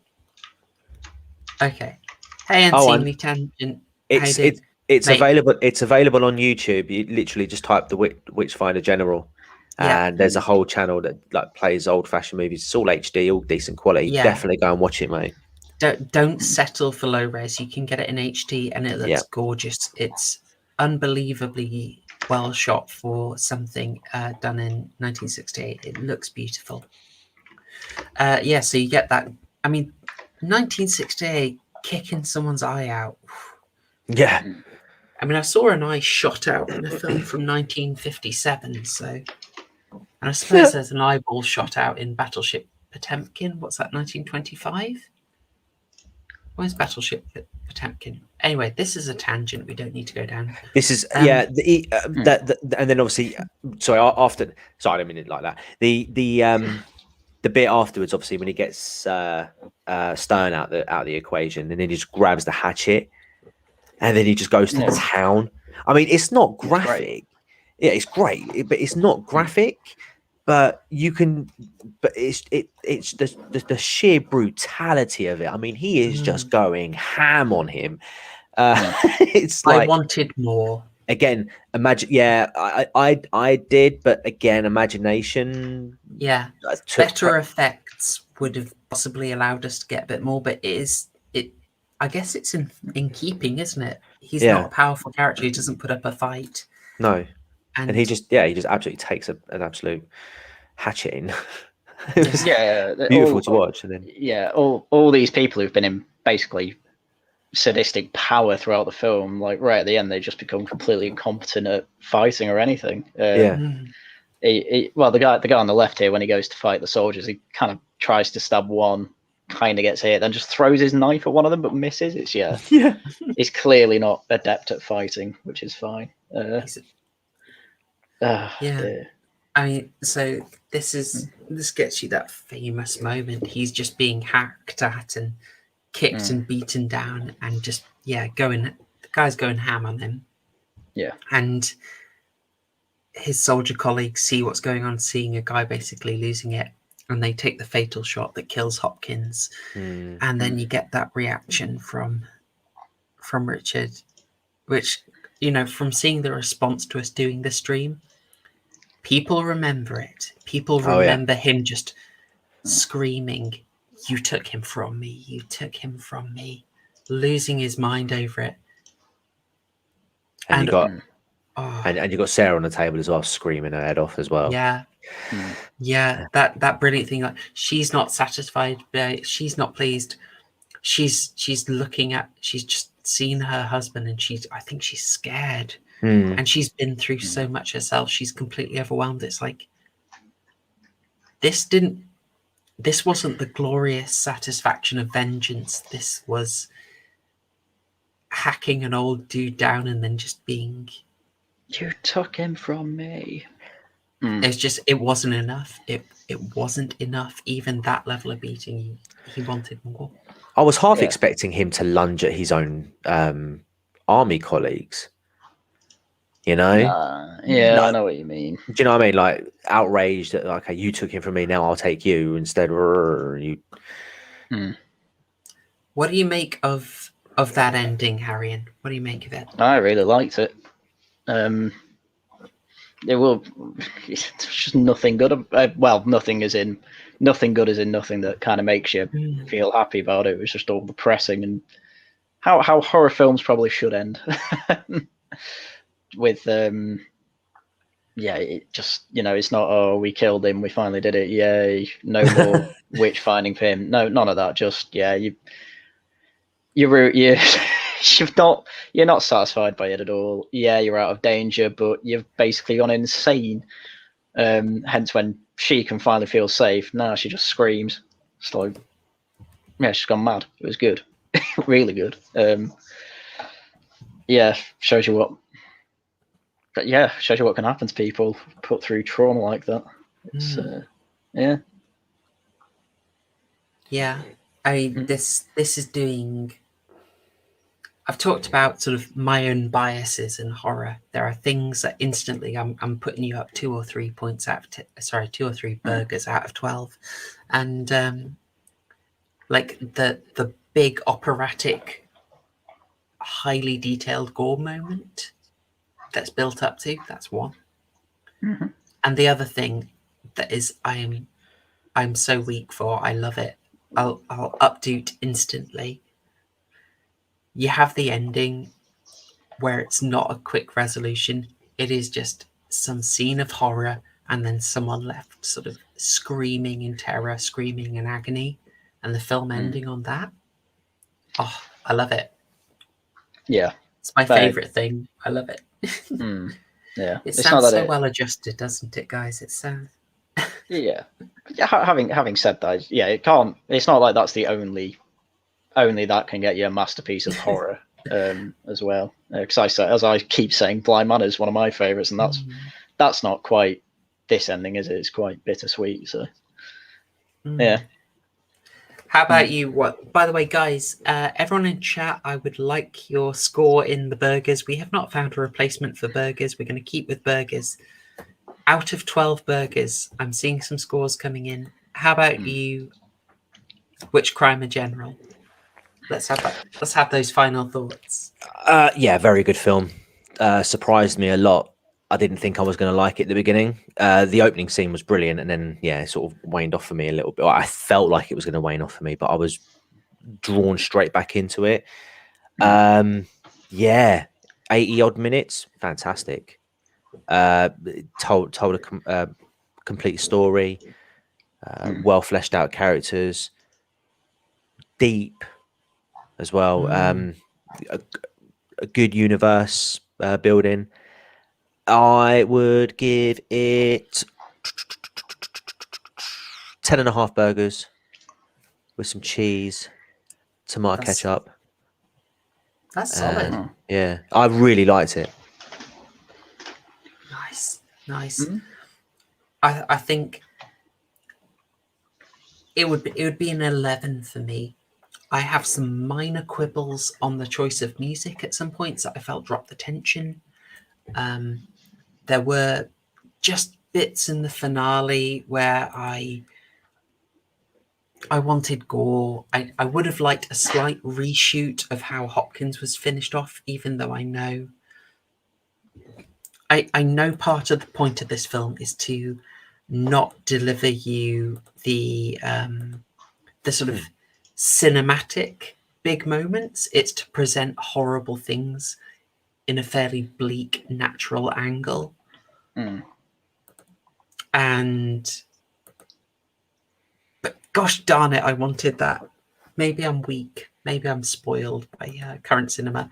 So that's about the only thing that that's stopping me giving it a full 12. But it's an 11 with cheese, and they've remembered the pickles. Nice. They've remembered double pickles. Usually you only get a single. He gets 15 burgers. 15 burgers. That's a full burger, and then you lean over to your mate and you're like, are you going to finish that? I don't want chips, but if you're having some. Yeah, I love seeing that. I'm really happy, guys. I think you went along with this. I think you enjoyed this. I'm seeing a lot of appreciation for a very old film now, a 53-year-old film that I hope is actually 53 years old from quick math.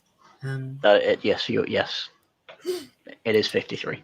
Yeah, and that's brilliant. I'd like to broaden the types of horror films people are exposed to, and even though this isn't that strict a horror, when it goes for it goes quite hard, I think. You haven't asked me about my conclusion on it yet, by the way. I haven't asked you for your score. Yes, yeah. Haryan. I was wondering if you'd forgot or not. I need to get back to Haryan. Give us your baps. So I give it a 10. 10 burgers with cheese out of 12.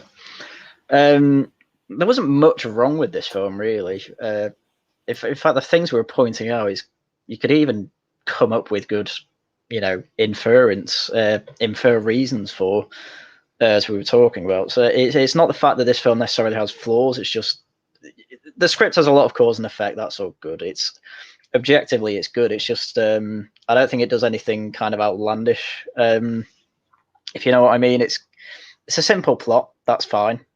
Nothing wrong with that. It's really good because of the simple plot. Yeah.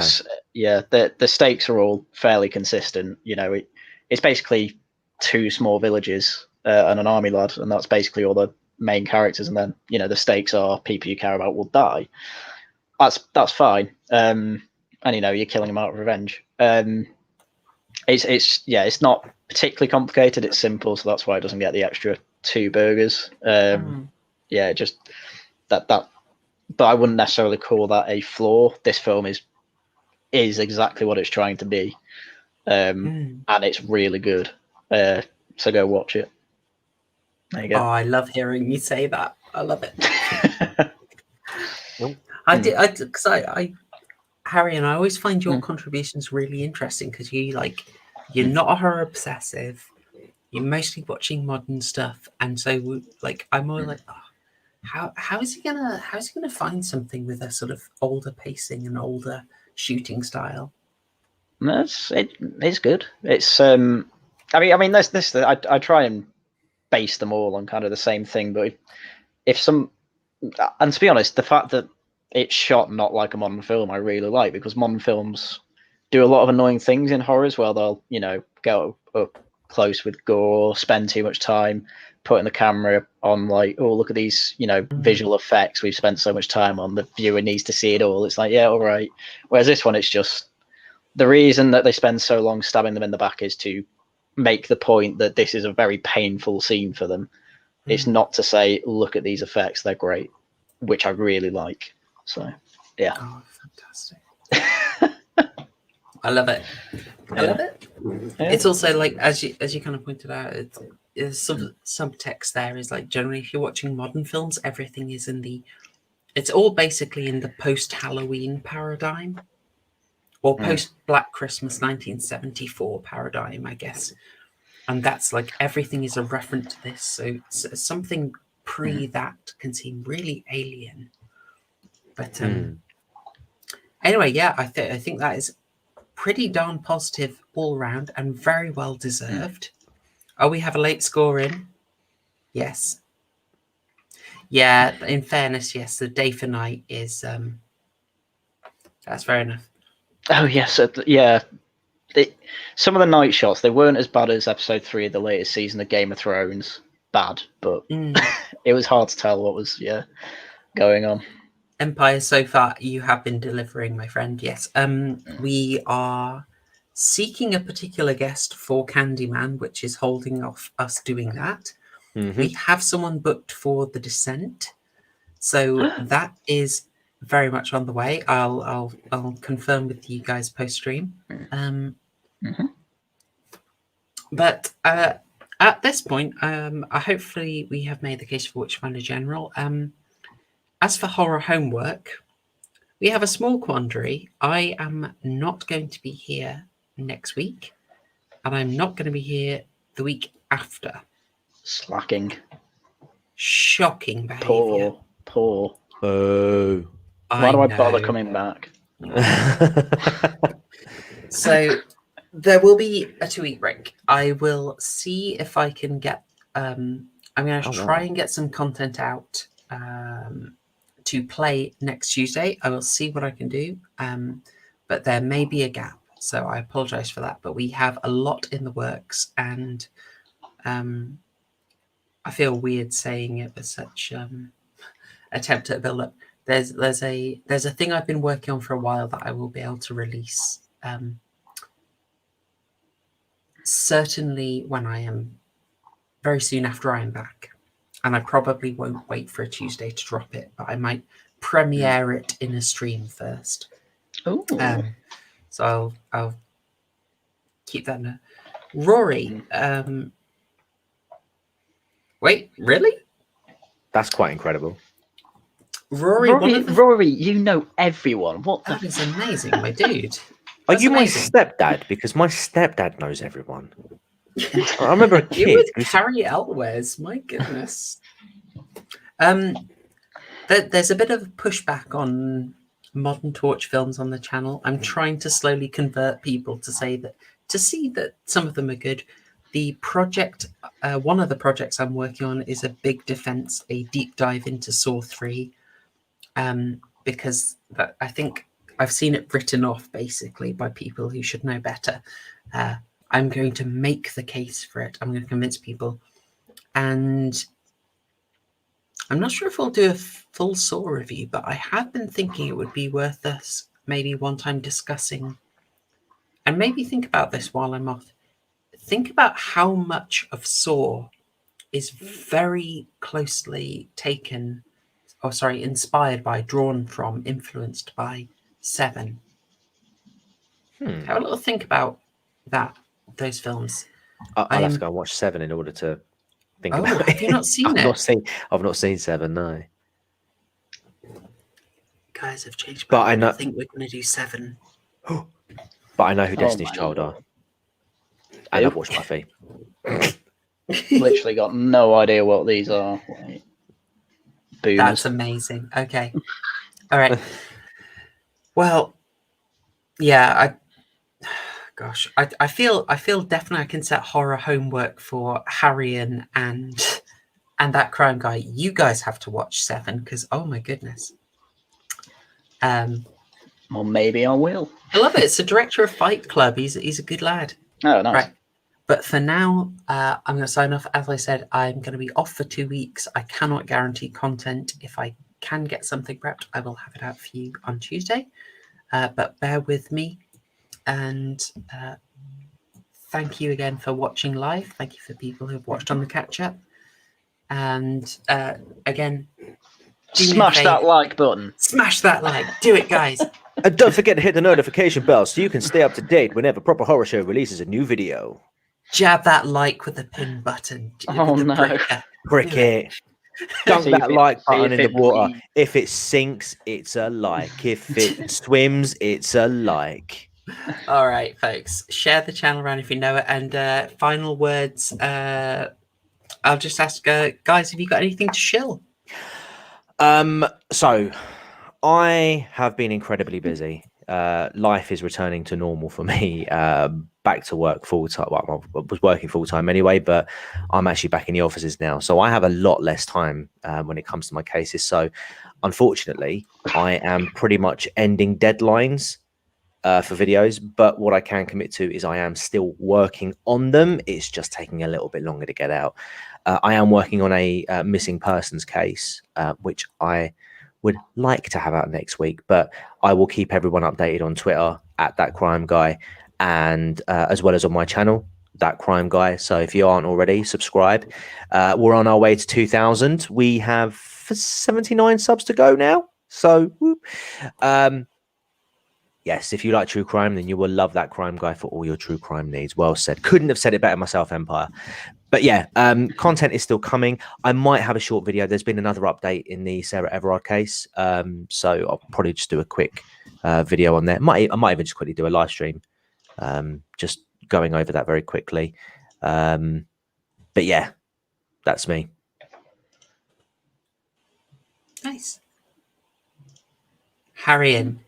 Yes. What was my latest video? Oh yeah, I covered that really stupid woman who gave the talk at Yale, saying the site, what was it called, the psychopathy of the white mind or something like that. I was just her bitching about white people for an hour. It was great. So I cover some of that and point out that I think it was Yale School of Medicine, but specifically like the childcare sector of it or whatever. That's where she gave the talk, and students there got a credit for listening to that talk for an hour, which I found mental. And Yale were trying to cover it up, obviously. But then she went on TikTok and said, "Oh, they're trying to silence a Iranian woman or whatever she is." It's like, oh, so they put it out there, and I can see why they wanted it hidden, because she says she fantasizes shooting white people in the head, burying their body, and having a spring in her step, walking away from it like she did the world an effing favor. It is pretty bad. So, oh no, yeah. actually, I have seen that video. I forgot about that, but I watched that video. Yeah. Mate, that's mental. Yeah. So yeah, you can see me tearing apart some of the things from that. But next video I've got planned at the moment, it'll either be made tomorrow or the day after. I've just noticed that a portrait of the Queen has been cancelled in one of Oxford's colleges. So I might do a video on kind of cancelling the royal family and heads of state because people don't like them. So mention Donald Trump, mention that a load of people at UCL, I think it was, got upset because Prince Philip's picture was put in an email. Yeah, there's a lot to cover with that, and yeah, I'll cover the thing at Oxford, so probably do that next. So that'll be Wednesday or Thursday. Probably Thursday. I'll see how much time I get Wednesday. But yeah, and then Laughing at the Guardian returns in 2 weeks. So yeah, nothing else from me this week that I can think of. I've just had an idea, Haryan. Yes. Seeing as though we're not going to be doing horror for the next 2 weeks. Yes. What say you and me over the next couple of weeks, either on my channel or yours, or maybe we can sort of flip between the two. Mm-hmm. Why don't we cover some Florida men? Yeah, I'll do that. Yeah, do it on my channel. Yeah, all the adventures of Florida man. I love it. Yeah. They do it for an hour or two, about 9 o'clock. Yeah, I'll be up for that. Mixed true crime with comedy, I suppose, because I mean, some of the stories that come out of there. Well, horror as well. I've seen. Yeah. Oh god, yeah, sure. So sweet. Yeah, that'll sort it for next week. All right. So there you go. Got that stream next week. Good stuff, guys. Good stuff. All right. In that case, renewed thanks to my co-hosts, and renewed thanks to everyone who watched live and watched on the catch up. And I will see you a few weeks away. You'd be grand. Mergu, sorry to interrupt. Mergu, send them to me. And if you're happy for me to read any of them out, I'll gladly read them out next week. Sweet. Amazing. All right, folks. Signing off. Thanks, y'all. Tschüss.